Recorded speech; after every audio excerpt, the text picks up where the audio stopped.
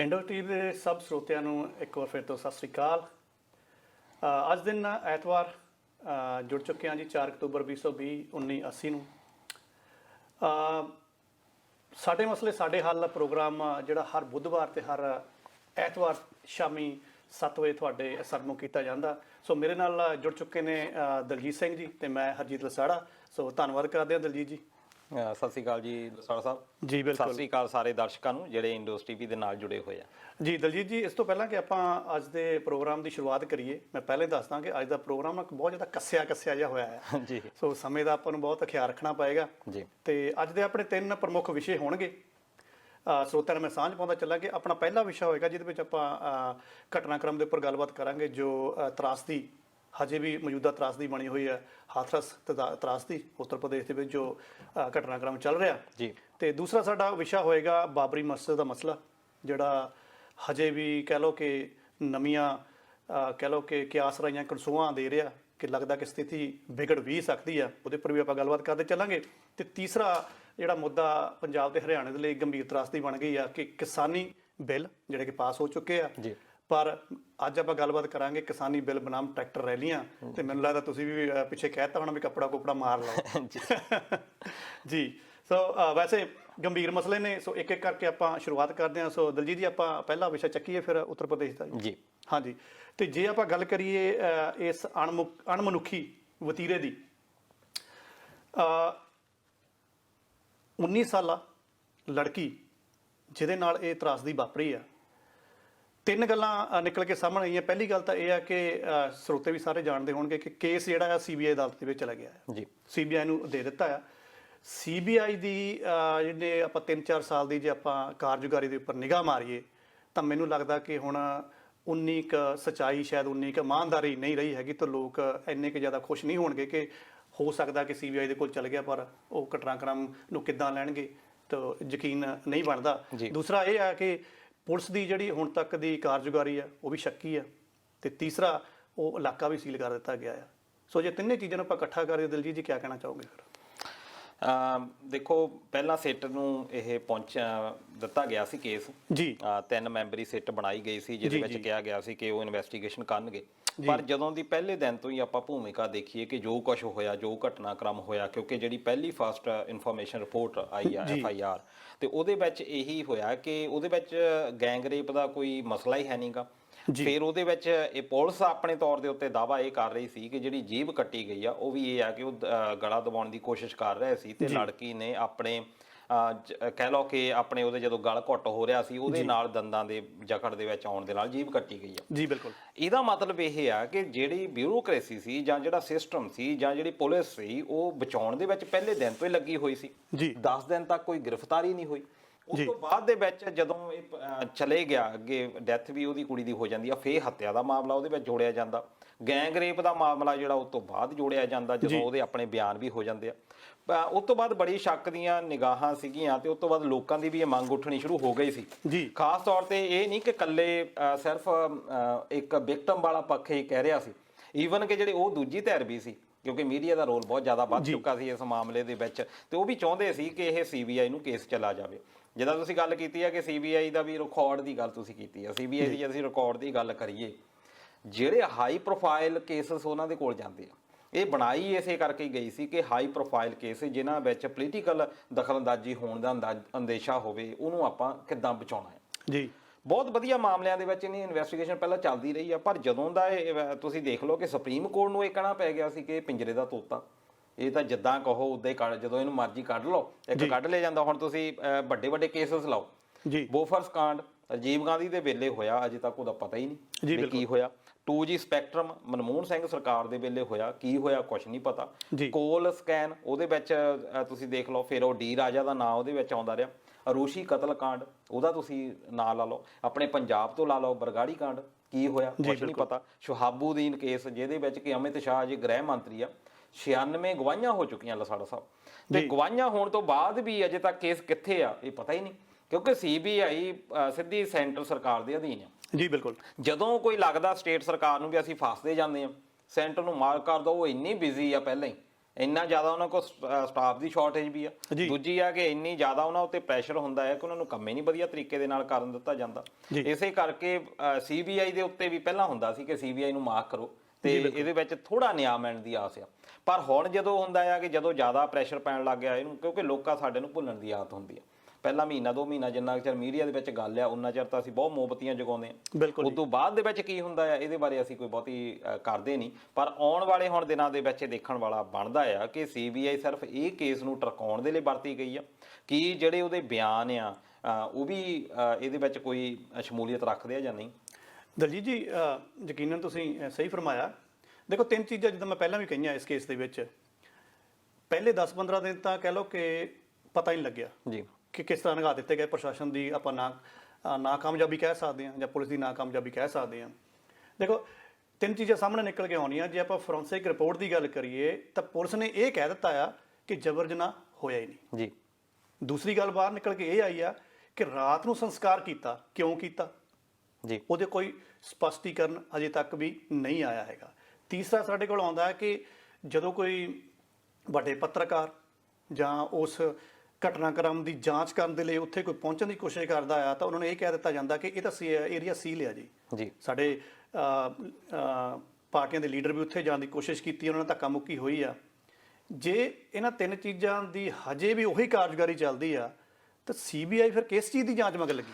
ਬਿਲਕੁਲ ਉਹੀ ਹੁੰਦਾ ਕਿ CBI ਸਿਰਫ ਟਰਕਾਉਣ ਦੇ ਲਈ ਆ ਜੀ। ਅਸਲੀ ਵਿੱਚ ਉਹਨਾਂ ਨੇ ਵੀ ਪਹਿਲਾਂ ਜਿਹੜੇ ਕੇਸ ਕੱਢਣੇ ਆ ਉਹ ਉੱਥੋਂ ਹੀ ਸ਼ੁਰੂ ਹੋਣੀ ਆ ਕਿ ਪੁਲਿਸ ਨੂੰ ਪਹਿਲਾ ਬਿਆਨ ਕੀ ਦਿੱਤਾ ਗਿਆ ਜੀ। ਹੁਣ ਜਦੋਂ ਵਿਕਟਮ ਆਪ ਕਹਿ ਰਹੀ ਆ, ਭਾਵੇਂ ਉਹ ਇਸ ਹੁਣ ਉਹਦੇ ਬਾਰੇ ਵੀ ਸਵਾਲ ਉੱਠਣੇ ਸ਼ੁਰੂ ਹੋ ਗਏ ਆ ਤੇ ਉਹ ਘਰ ਦੇ ਕਹਿ ਰਹੇ ਆ ਕਿ ਅਸੀਂ ਤਾਂ ਕੁੜੀ ਨੂੰ ਬੜੀ ਵਧੀਆ ਛੱਡ ਕੇ ਆਏ ਆ ਉੱਥੇ ਹਸਪੀਟਲ ਦੇ ਵਿੱਚ। ਬਾਅਦ ਦੇ ਵਿੱਚ ਕੀ ਹੋ ਗਿਆ, ਅਸੀਂ ਜਿਸ ਦਿਨ ਉਹਦਾ ਅੰਤਿਮ ਸੰਸਕਾਰ ਕੀਤਾ ਉਸੇ ਦਿਨ ਲਾਈਵ ਪ੍ਰੋਗਰਾਮ ਵੀ ਅਸੀਂ ਕੀਤਾ ਸੀ। ਉਸ ਦਿਨ ਵੀ ਮੇਰੀ ਇਹੀ ਕਹਿਣ ਦਾ ਮਤਲਬ ਸੀ ਕਿ ਹਿੰਦੂ ਮੈਥੋਲੋਜੀ ਦੇ ਵਿੱਚ, ਹਿੰਦੂ ਰਸਮੀ ਰਿਵਾਜਾਂ ਦੇ ਵਿੱਚ ਇਹ ਆ ਕਿ ਰਾਤ ਨੂੰ ਤਾਂ ਸੰਸਕਾਰ ਹੀ ਨਹੀਂ ਕਰਦੇ। ਈਵਨ ਕਿ ਆਪਾਂ ਸਿੱਖ ਕਮਿਊਨਿਟੀ ਦੇ ਵਿੱਚ ਆਪਾਂ ਤਾਂ ਰਾਤ ਨੂੰ ਕਰਦੇ ਹੀ ਨਹੀਂ ਸੰਸਕਾਰ, ਅਨਲੈਸ ਕਿ ਬਹੁਤ ਜ਼ਿਆਦਾ ਕੋਈ ਐਮਰਜੈਂਸੀ ਹੋਵੇ ਤਾਂ ਹੋ ਸਕਦਾ ਆ ਵੀ ਇਦਾਂ ਦਾ ਕੋਈ ਕਾਰਨ ਬਣਿਆ ਹੋਵੇ। ਜਾਂ ਤਾਂ ਕੋਈ ਇਦਾਂ ਦਾ ਹੈ ਹੀ ਨਹੀਂ ਸੀ। ਪੁਲਿਸ ਇਹ ਕਹਿ ਰਹੀ ਆ ਕਿ ਜੀ ਦੇਖਣ ਯੋਗ ਨਹੀਂ ਸੀ ਸ਼ਵ, ਇਸ ਕਰਕੇ ਅਸੀਂ ਜਲਾ ਦਿੱਤਾ। ਇਹ ਤਾਂ ਕੋਈ ਤਰੀਕਾ ਨਹੀਂ ਬਣਿਆ ਹਨਾ। ਹੁਣ ਦੂਜਾ ਹੈ ਕਿ ਉਹ ਕਹਿੰਦੇ ਵੀ ਸਾਡੇ ਇਹ ਰਸਮਾਂ ਰਿਵਾਜ ਸੀ ਕਿ ਜਦੋਂ ਕੋਈ ਕੁਆਰੀ ਕੁੜੀ ਆ ਉਹਦੀ ਡੈਥ ਹੁੰਦੀ ਸੀ ਤੇ ਉਹਦੇ ਘਰਦਿਆਂ ਨੇ ਕਿਹਾ ਵੀ ਅਸੀਂ ਮਹਿੰਦੀ ਲਾ ਕੇ ਉਹਦੇ ਸ਼ਗਨ ਵਿਹਾਰ ਕਰਕੇ, ਅਕਸਰ ਇਦਾਂ ਹੁੰਦਾ ਕਿ ਉਹ ਅਸੀਂ ਉਸ ਤਰੀਕੇ ਦੇ ਨਾਲ ਕਰਦੇ ਹਾਂ। ਅਸੀਂ ਤਾਂ ਉਹ ਵੀ ਕੁਝ ਨਹੀਂ ਕਰ ਪਾਏ। ਸਾਨੂੰ ਤਾਂ ਇਹ ਵੀ ਨਹੀਂ ਪਤਾ ਵੀ ਕੁੜੀ ਸਾਡੀ ਸੀ ਜਾਂ ਕਿਸੇ ਹੋਰ ਨੂੰ ਜਲਾ ਦਿੱਤਾ। ਉੱਥੇ ਇੰਡੀਆ ਦੇ ਵਿੱਚ ਇਹ ਹੋ ਸਕਦਾ ਕੀ ਪਤਾ ਉਹ ਜਿਹੜੀ ਕੁੜੀ ਸੀ ਉਹ ਸਬੂਤ ਮਠਾਉਣ ਦੇ ਲਈ ਬਿਲਕੁਲ ਕਰ ਦਿੱਤਾ ਜਾਵੇ। ਪਰ ਸੋਚਣ ਵਾਲੀ ਮਨਸ਼ਾ ਇੱਥੇ ਇਹ ਆ ਕਿ ਐਡਾ ਬਾਬਰੋਲਾ ਕੀਤਾ ਕਿਉਂ ਗਿਆ, ਇਹ ਬਹੁਤ ਵੱਡਾ ਇੱਥੇ ਕੁਐਸਚਨ ਹੈ ਜਿਹੜਾ ਜੀ। ਫਿਰ ਤਾਂ ਇਹ ਹੋ ਗਿਆ ਵੀ ਲੋਕਾਂ ਦਾ ਪ੍ਰਭਾਵ ਵੀ ਆਪਾਂ ਜੇ ਚੱਕ ਲਈਏ, ਜੇ ਆਪਾਂ ਲੋਕਾਂ ਦੇ ਮੂੰਹ ਦੀ ਗੱਲ ਕੱਢਣ ਦੀ ਕੋਸ਼ਿਸ਼ ਕਰੀਏ ਤਾਂ ਉਹਨਾਂ ਦਾ ਤਾਂ ਇਹੀ ਕਹਿਣਾ ਵੀ ਪੂਰੇ ਮਾਮਲੇ ਨੂੰ ਸਭ ਤੋਂ ਪਹਿਲਾਂ ਪੁਲਿਸ ਨੇ ਰਫਾ ਦਫਾ ਕਰਨ ਦੀ ਕੋਸ਼ਿਸ਼ ਕੀਤੀ ਹੈ। ਇਹ ਸਿੱਧਾ ਇਲਜ਼ਾਮ ਲੋਕਾਂ ਦੇ ਮੂੰਹ ਤੋਂ ਆ ਰਿਹਾ। ਦੇਖੋ ਇੱਕ ਸਵਾਲ ਇਹ ਉੱਠਦਾ ਕਿ ਦਲਿਤ ਕਿਉਂ ਕਿਹਾ ਜਾ ਰਿਹਾ। ਜੀ ਬਿਲਕੁਲ, ਤੁਹਾਡੇ ਵੀ ਸ਼ਾਇਦ ਮਨ 'ਚ ਇਹ ਗੱਲ ਹੋਵੇ ਕਿ ਹਰ ਵਾਰੀ ਗੱਲ ਕੀਤੀ ਜਾ ਰਹੀ ਹੈ ਕਿ ਦਲਿਤ ਜੋਤੀ ਦੇ ਨਾਲ, ਬਿਲਕੁਲ ਦਲਿਤ ਲੜਕੀ ਦੇ ਨਾਲ ਜਬਰ ਨਾਲ।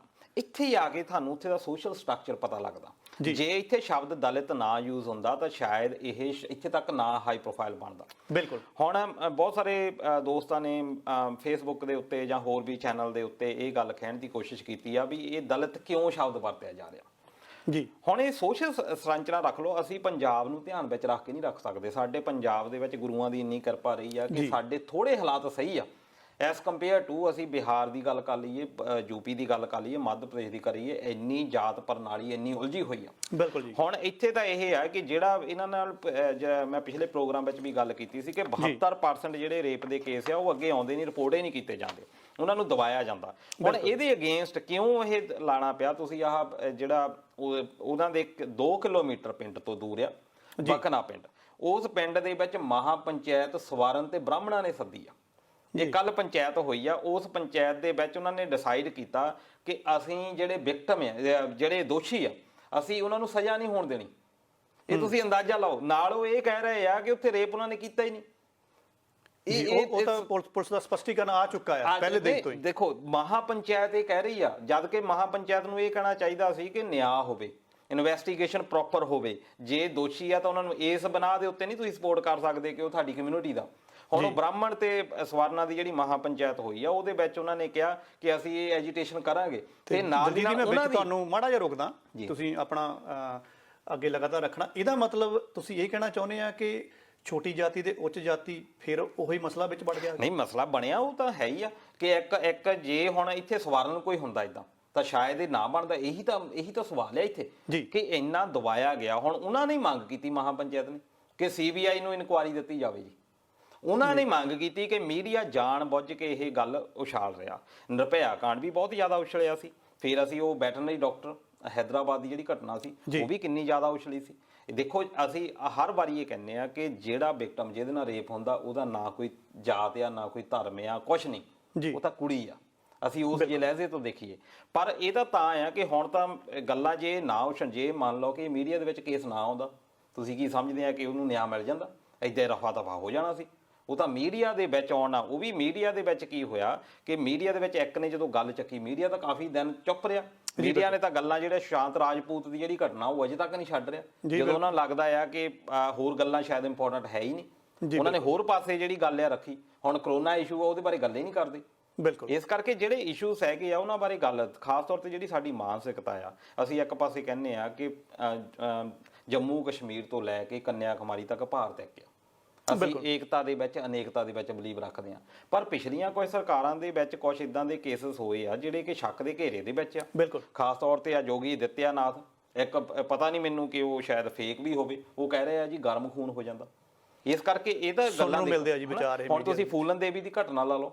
ਫੂਲਨ ਦੇਵੀ ਆ, ਉਹ ਜਦੋਂ ਉਹਨੂੰ ਲੱਗਾ ਕਿ ਮੈਨੂੰ ਨਿਆਂ ਮਿਲ ਹੀ ਨਹੀਂ ਰਿਹਾ, ਫਿਰ ਉਹਨੇ ਹਥਿਆਰ ਚੱਕ ਲਿਆ। ਇਸ ਕਰਕੇ ਨੋ ਡਾਊਟ ਕਿ ਜਿਹੜੀ ਘਟਨਾ ਕੋਈ ਵੀ ਹੁੰਦੀ ਆ ਉਹਦਾ ਜੇ ਆਪਾਂ ਇਹ ਰੱਖੀਏ ਸੰਦਰਭ ਦੇ ਵਿੱਚ ਕਿ ਸਿਸਟਮ ਜੇ ਵਧੀਆ ਵਰਕ ਨਹੀਂ ਕਰਦਾ, ਅਸੀਂ ਕ੍ਰਿਮੀਨਲ ਪੈਦਾ ਕਰ ਰਹੇ ਹਾਂ। ਕ੍ਰਿਮੀਨਲ ਕੋਈ ਵੈਸੇ ਨਹੀਂ ਪੈਦਾ ਹੋ ਜਾਂਦਾ। ਜਦੋਂ ਉਹਨੂੰ ਲੱਗਦਾ ਕਿ ਸਾਡਾ ਜਿਹੜਾ ਨਿਆਂ ਨਹੀਂ ਮਿਲ ਰਿਹਾ, ਜੀ ਬਿਲਕੁਲ, ਜਦੋਂ ਵਾਰੀ ਹੁੰਦੀ ਹੈ ਤਾਂ ਫਿਰ ਬੰਦਾ ਹਥਿਆਰ ਚੱਕਦਾ।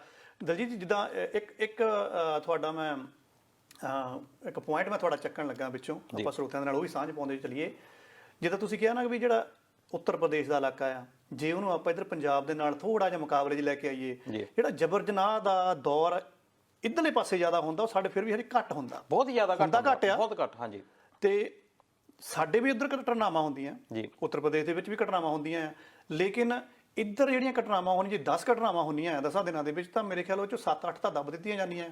ਉਹ ਸੁਰਖੀਆਂ 'ਚ ਨਹੀਂ ਆਉਂਦੀਆਂ ਜਾਂ ਉਹ ਕਾਗਜ਼ਾਂ 'ਚ ਨਹੀਂ ਆਉਂਦੀਆਂ। ਜਿਹੜੀ 2 ਆਉਂਦੀਆਂ, ਇੱਕ ਉਹ 'ਚ ਆਪਾਂ ਕਹਿ ਲਈਏ ਧੱਕੇ ਨਾਲ ਦਬਾਤੀ, ਇੱਕ ਇਦਾਂ ਕਿਤੇ ਬਾਹਰ ਨਿਕਲ ਕੇ ਆ ਜਾਂਦੀ ਹੈ। ਬਿਲਕੁਲ। ਹੁਣ ਇਹ ਦੇਖੋ, ਦਿੱਲੀ ਤੋਂ 160 ਕਿਲੋਮੀਟਰ ਦੂਰ ਆ। ਇਹ ਨਹੀਂ ਹੈਗਾ ਵੀ ਕਿਤੇ ਜੰਗਲਾਂ 'ਚ ਇਹ ਵੱਸਦਾ ਆ। ਇਹ 160 ਕਿਲੋਮੀਟਰ ਆ। ਜਿਹੜਾ ਨੋਇਡਾ ਵਾਲਾ ਪਾਸਾ ਆ ਯੂਪੀ ਦਾ, ਬਹੁਤ ਐਡਵਾਂਸ ਹੈ। ਹੁਣ ਜਦੋਂ ਅਸੀਂ ਇਕਨੋਮੀ ਦੀ ਗੱਲ ਕਰੀਏ, ਜਦੋਂ ਅਸੀਂ ਪੰਜਾਬ ਵੱਲ ਆਉਂਦੇ ਹਾਂ, ਜੇ ਤੁਸੀਂ ਪੰਜਾਬ ਨੂੰ ਧਿਆਨ ਵਿੱਚ ਰੱਖੋ ਤਾਂ ਪੰਜਾਬੀਆਂ ਦਾ ਰਹਿਣ ਦਾ ਸਟਾਈਲ ਕਾਫੀ ਵਧੀਆ ਆ ਐਸ ਕੰਪੇਅਰ ਟੂ ਹੋਰ ਜੇ ਪਾਰਟ ਦੇਖੀਏ। ਪਰ ਸਾਡੇ ਪੰਜਾਬੀਆਂ ਦੀ ਵੀ ਇਹ ਸਮੱਸਿਆ ਰਹੀ ਆ ਵੀ ਅਸੀਂ ਜਦੋਂ ਸਾਡਾ ਖੁਆਇਸ਼ ਹੁੰਦੀ ਆ, ਅਸੀਂ ਸਿੱਧਾ ਹੀ ਬਠਿੰਡੇ ਤੋਂ ਜਾਂ ਅੰਮ੍ਰਿਤਸਰ ਤੋਂ ਸਿੱਧਾ ਬੱਸ ਜਾਂ ਫਲਾਈਟ ਫੜਦੇ ਆ, ਸਿੱਧੇ ਇੱਧਰ ਆ ਜਾਂਦੇ ਆ। ਅਸੀਂ ਦਿੱਲੀ ਤੋਂ ਗਾਹਾਂ ਤਾਂ ਗਏ ਨਹੀਂ, ਅਸੀਂ ਦੇਖਿਆ ਨਹੀਂ ਯੂਪੀ ਵਾਲਾ ਇਲਾਕਾ ਕਿੱਦਾਂ ਦਾ ਆ, ਜਾਂ ਬਿਹਾਰ ਦਾ ਇਲਾਕਾ ਕਿੱਦਾਂ ਦਾ ਆ, ਜਾਂ ਮੱਧ ਪ੍ਰਦੇਸ਼ ਕਿੱਦਾਂ ਦਾ ਆ। ਉੱਥੇ ਅੱਜ ਵੀ ਇੰਨਾ ਜ਼ਿਆਦਾ ਸਮਾਜਿਕ ਜਿਹੜਾ ਬਖਰੇਵਾਂ ਆ, ਉਹਦੇ ਕਰਕੇ ਜਿਹੜਾ ਅੱਜ ਵੀ ਨਿਆਂ ਮਿਲਣ ਦੇ ਵਿੱਚ ਬਹੁਤ ਜ਼ਿਆਦਾ ਔਕੜ ਲੋਕਾਂ ਨੂੰ ਆਉਂਦੀ ਆ। ਲੋੜ ਅੱਜ ਇਹ ਆ ਕਿ ਇਹ ਜਿਹੜਾ ਨਿਆਂ ਆ, ਸਭ ਤੋਂ ਪਹਿਲੀ ਇਹੀ ਆ, ਸੰਵਿਧਾਨ ਦੇ ਵਿੱਚ ਵੀ ਇਹੀ ਕਿਹਾ ਗਿਆ ਕਿ ਹਰ ਬੰਦੇ ਨੂੰ ਨਿਆਂ ਮਿਲਣਾ ਚਾਹੀਦਾ। ਜੇ ਤੁਸੀਂ ਨਿਆਂ ਵਧੀਆ ਨਹੀਂ ਦੇ ਸਕਦੇ, ਫਿਰ ਉਹ ਡੈਮੋਕ੍ਰੈਟਿਕ ਢਾਂਚਾ ਹੈ ਨਹੀਂ। ਪਰ ਜੇ ਆਪਾਂ ਹੁਣ ਪਿਛਲੇ ਕੁਝ ਸਾਲਾਂ ਦੇ ਉੱਪਰ ਨਿਗਾਹ ਮਾਰੀਏ, ਮੈਂ ਨਹੀਂ ਕਹਿੰਦਾ ਕਿ ਆਪਾਂ ਇਸ ਪਾਰਟੀ ਤੱਕ ਹੀ ਸੀਮਤ ਰੱਖਣਾ ਜਿਹੜੀ ਹੁਣ ਕੇਂਦਰ ਦੇ ਵਿੱਚ ਆ। ਪਿਛਲੀਆਂ ਸਰਕਾਰਾਂ ਤੇ ਵੀ ਆਪਾਂ ਝਾਤੀ ਮਾਰੀਏ। ਨਹੀਂ, ਪਾਰਟੀ ਤਾਂ ਹੈ, ਉਹ ਤਾਂ ਹੈ ਹੀ ਆ। ਤੇ ਆਪਾਂ ਇਹ ਨਹੀਂ ਇਹਦੇ ਨਾਲ ਵੀ ਬੀਜੇਪੀ ਨੂੰ ਭੰਡ ਰਹੇ ਹਾਂ। ਇਹ ਆ ਜਾਂ ਕਾਂਗਰਸ ਨੂੰ ਭੰਡ, ਕਾਂਗਰਸ ਦੇ ਰਾਜ ਵਿੱਚ ਵੀ ਨਿਰਭਇਆ ਕਾਂਡ ਹੋਇਆ ਸੀ। ਵੀ ਆਪਾਂ ਕਿਹਾ ਸੀ ਕਿ ਜਿਹੜੀ ਸਿਸਟਰ ਜਿਹੜਾ ਸ਼ੀਲਾ ਦੀਕਸ਼ਤ ਆ, ਜਿਹੜੀ ਕਿ ਉਸ ਵੇਲੇ ਮੁੱਖ ਮੰਤਰੀ ਹੁੰਦੀ ਸੀ, ਉਦੋਂ ਭੰਡਿਆ ਸੀ। ਬਿਲਕੁਲ। ਕਿਉਂਕਿ ਜ਼ਿੰਮੇਵਾਰੀ ਲੈਣੀ ਬਣਦੀ ਆ। ਜ਼ਿੰਮੇਵਾਰੀ ਹੁਣ ਤੁਸੀਂ ਸਿਮਰਤੀ ਇਰਾਨੀ ਦੀ ਗੱਲ ਤੁਸੀਂ ਦੇਖੋ, ਸਿਮਰਤੀ ਇਰਾਨੀ ਨੇ ਤਾਂ ਚੂੜੀਆਂ ਭੇਜ ਦਿੱਤੀਆਂ ਸੀ ਮਨਮੋਹਨ ਸਿੰਘ ਨੂੰ। ਬਿਲਕੁਲ। ਤੇ ਹੁਣ ਇਸ ਵੇਲੇ ਉਹ ਕਹਿ ਰਹੀ ਆ ਜੀ ਇਹ ਕਾਂਗਰਸ ਜਿਹੜੀ ਆ ਪੋਲਿਟਿਕਸ ਕਰ ਰਹੀ ਆ। ਹਾਂ, ਕਰ ਰਹੀ ਆ। ਫੇਸ ਇਹਦਾ ਮਤਲਬ ਹੈ ਤੁਸੀਂ ਵੀ ਉਦੋਂ ਪੋਲਿਟਿਕਸ ਕਰ ਰਹੇ ਸੀ।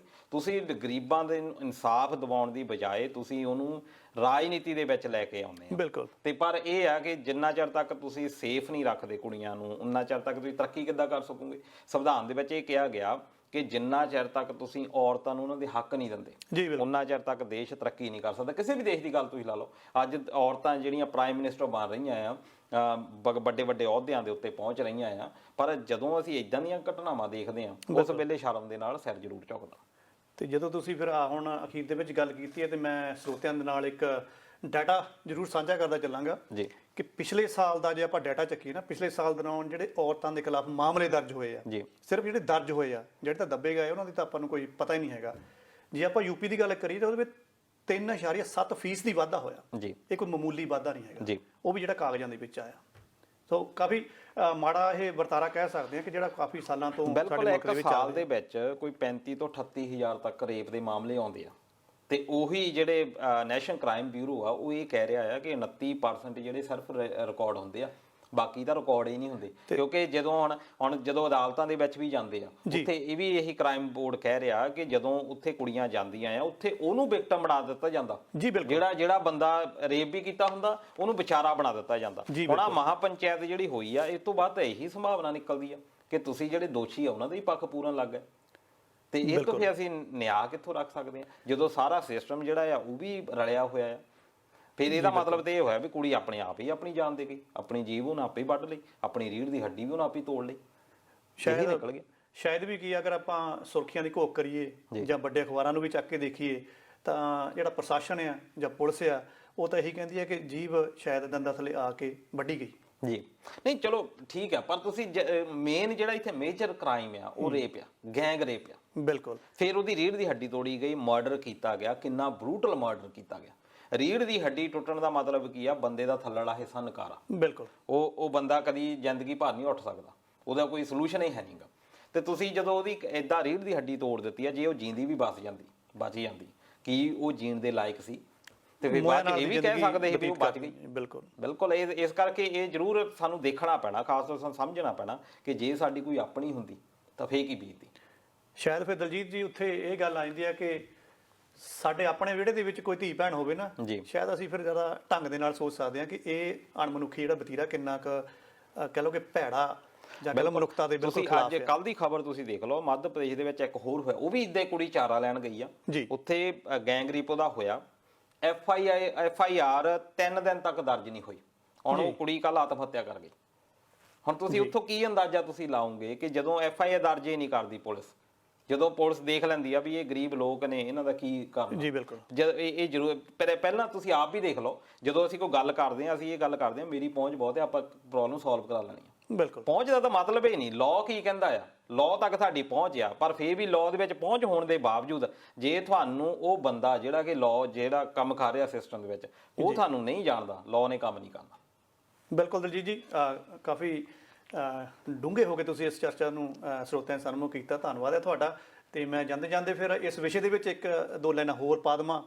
ਹੈਗੀ ਤਾਂ ਵੈਸੇ ਉਹ ਆਪਣੀ ਭਾਰਤ ਦੀ ਤਰਾਸਦੀ ਕਹਿ ਸਕਦੇ ਹਾਂ, ਕਹਿਣ ਨੂੰ ਤਾਂ ਚੰਗਾ ਲੱਗਦਾ ਮੇਰਾ ਭਾਰਤ ਮਹਾਨ, ਪਰ ਇਸ ਮਹਾਨ ਦੇਸ਼ ਦੇ ਵਿੱਚ ਜੇ ਆਪਾਂ ਹੁਣ ਦਾ ਸਰਵੇਖਣ ਚੱਕੀਏ ਤਾਂ ਕਹਿੰਦੇ 15 ਕੁ ਮਿੰਟ ਬਾਅਦ ਇੱਕ ਰੇਪ ਹੋ ਜਾਂਦਾ ਜੀ। ਸੋ ਕਿੱਡੀ ਕਹਿ ਲਓ ਕਿ ਅਣਮਨੁੱਖੀ ਇਹ ਤਰਾਸਦੀ ਆ ਮਨੁੱਖਤਾ ਦੇ ਲਈ। ਖੈਰ ਧੰਨਵਾਦ ਕਰਦੇ ਹਾਂ ਦਲਜੀਤ ਜੀ। ਸਰੋਤਿਆਂ ਦੇ ਸਨਮੁਖ ਅਗਲਾ ਵਿਸ਼ਾ ਆਪਾਂ ਸ਼ੁਰੂ ਕਰੀਏ, ਲੇਕਿਨ ਉਸ ਤੋਂ ਪਹਿਲਾਂ ਮੈਂ ਤੁਹਾਨੂੰ ਥੋੜ੍ਹਾ ਹੋਰ ਟਾਈਮ ਦੇਣਾ ਚਾਹਾਂ। ਕੁਛ ਤੁਸੀਂ ਇੱਥੇ ਦੀ ਨਿਊਜ਼ ਸਰੋਤਿਆਂ ਦੇ ਸਨਮੁਖ ਕਰਨਾ ਚਾਹੁੰਦੇ ਸੀਗੇ, ਅਗਰ ਤੁਸੀਂ ਨੂੰ ਲੈ ਕੇ ਆਓ। ਜੀ, ਆਪਣੇ ਇਪਸਵਿਚ ਏਰੀਆ ਦੇ ਵਿੱਚ ਇੱਕ ਲੋਕਲ ਜਿਹੜੇ ਲੋਕ ਨੇ ਆਪਣੇ ਇੱਥੋਂ ਆਸਟ੍ਰੇਲੀਆ ਬ੍ਰਿਸਬੇਨ ਤੋਂ ਥੋੜੀ ਦੂਰ ਸਿਟੀ ਹੈਗੀ ਆ ਇਪਸਵਿਚ, ਉੱਥੇ ਦੇ ਲੋਕਾਂ ਨੇ ਇਹ ਬੜੀ ਚਿੰਤਾ ਪ੍ਰਗਟ ਕੀਤੀ ਆ ਕਿ ਇੱਥੇ ਵੀ ਅਮੋਨੀਅਮ ਨਾਈਟ੍ਰੇਟ ਇੱਕ ਮਾਈਨਿੰਗ ਕੰਪਨੀ ਦੀ ਪਈ ਹੋਈ ਆ। ਮੈਂ ਯਾਦ ਲਾਉਂਦਾ ਜਾਵਾਂ ਕਿ ਲਬਨਾਨ ਦੇ ਵਿੱਚ ਬੈਰੂਤ ਦੇ ਵਿੱਚ ਅਮੋਨੀਅਮ ਨਾਈਟ੍ਰੇਟ ਪਿਆ ਸੀ, ਧਮਾਕਾ ਹੋਇਆ 2 ਮਹੀਨੇ ਪਹਿਲਾਂ ਦੀ ਗੱਲ ਆ ਕਿ ਉਹ 3 ਕਿਲੋਮੀਟਰ ਰੇਡੀਅਸ ਦੇ ਵਿੱਚ ਕੁਝ ਵੀ ਬਚਿਆ ਨਹੀਂ, ਸਾਰੀਆਂ ਬਿਲਡਿੰਗ ਸਾਰਾ ਕੁਝ ਤਬਾਹ ਹੋ ਗਿਆ ਸੀ। ਬਿਲਕੁਲ ਇਸੇ ਤਰ੍ਹਾਂ ਦਾ ਜਿਹੜਾ ਇਹ ਐਸਿਡ ਪਿਆ, ਇਹ ਹੁਣ ਰਿਪੋਰਟਸ ਜਿਹੜੀਆਂ ਆ ਉਹ ਸਾਹਮਣੇ ਆਈਆਂ। ਇਸ ਕਰਕੇ ਅੱਜ ਦੀ ਜਿਹੜੀ ਨਿਊਜ਼ ਆ ਉਹ ਕਾਫੀ ਇੱਥੇ ਛਾਈ ਹੋਈ ਆ ਕਿ ਇਸ ਵਿੱਚ ਦੇ ਲੋਕਾਂ ਨੇ ਕਾਫੀ ਇਹਦੇ ਬਾਰੇ ਚਿੰਤਾ ਜ਼ਾਹਰ ਕੀਤੀ ਆ। ਪਰ ਇੱਥੇ ਦੀਆਂ ਗਵਰਨਮੈਂਟ ਦੀ ਇਹ ਹੈਗੀ ਆ ਕਿ ਇਹਨਾਂ ਨੇ ਹੁਣ ਐਕਸ਼ਨ ਵੀ ਲੈਣਾ।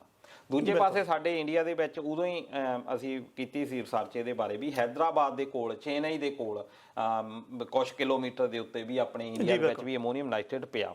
ਹੁਣ ਇਹਨਾਂ ਨੂੰ ਸਾਂਭਣ ਦੇ ਲਈ ਉੱਥੇ ਕੀ ਕਾਰ ਵਿਹਾਰ ਰੱਖੇ ਜਾਂਦੇ ਆ। ਇਹ ਕਈ ਵਾਰੀ ਕੀ ਹੁੰਦਾ ਕਿ ਨਾਈਟ੍ਰੇਟ ਪਿਆ ਵੀ ਹੈਗਾ ਜਾਂ ਆਕਸੀਡਾਈਜ਼ਿੰਗ ਸਬਸਟੈਂਸ ਕੋਈ ਵੀ ਪਿਆ ਹੈਗਾ, ਉਹਨਾਂ ਨੂੰ ਕੋਈ ਕ੍ਰਾਈਟੇਰੀਆ ਹੈਗਾ ਆ, ਹੋ ਸਕਦਾ ਕਿ ਉਹ ਕ੍ਰਾਈਟੇਰੀਆ ਪੂਰਾ ਕਰਦੇ ਹੋਣ। ਜੀ ਬਿਲਕੁਲ। ਤੇ ਪਰ ਇਹ ਹੈ ਕਿ ਇਹ ਕੰਟਰੀਆਂ ਦੇ ਵਿੱਚ ਉਹ ਕ੍ਰਾਈਟੇਰੀਆ ਪੂਰਾ ਹੋਣਾ, ਪਰ ਫਿਰ ਵੀ ਲੋਕਾਂ ਨੇ ਇੱਕ ਇਸ਼ੂ ਉਠਾਇਆ ਆ। ਤੇ ਇਹ ਸਾਡਾ ਕਰਨ ਦਾ ਮਕਸਦ ਵੀ ਇਹ ਹੈਗਾ ਆ ਕਿ ਇਸ ਬਾਰੇ ਜਾਣਕਾਰੀ ਜ਼ਿਆਦਾ ਤੋਂ ਜ਼ਿਆਦਾ ਸਰਕਾਰ ਦੇਵੇ ਕਿ ਕਿਹੋ ਜਿਹਾ ਕ੍ਰਾਈਟੇਰੀਆ, ਗਾਈਡਲਾਈਨਸ, ਕਿਤੇ ਡੇਂਜਰ ਤਾਂ ਹੈ ਨਹੀਂ, ਖਾਸ ਤੌਰ ਤੇ ਉਸ 3-4 ਕਿਲੋਮੀਟਰ ਦੇ ਰੇਡੀਅਸ ਦੇ ਵਿੱਚ ਰਹਿਣ ਵਾਲੇ ਲੋਕਾਂ ਦੇ ਲਈ ਤੇ ਇਸ ਵਿੱਚ ਦੇ ਲੋਕਾਂ ਦੀ ਸੇਫਟੀ ਦੇ ਲਈ।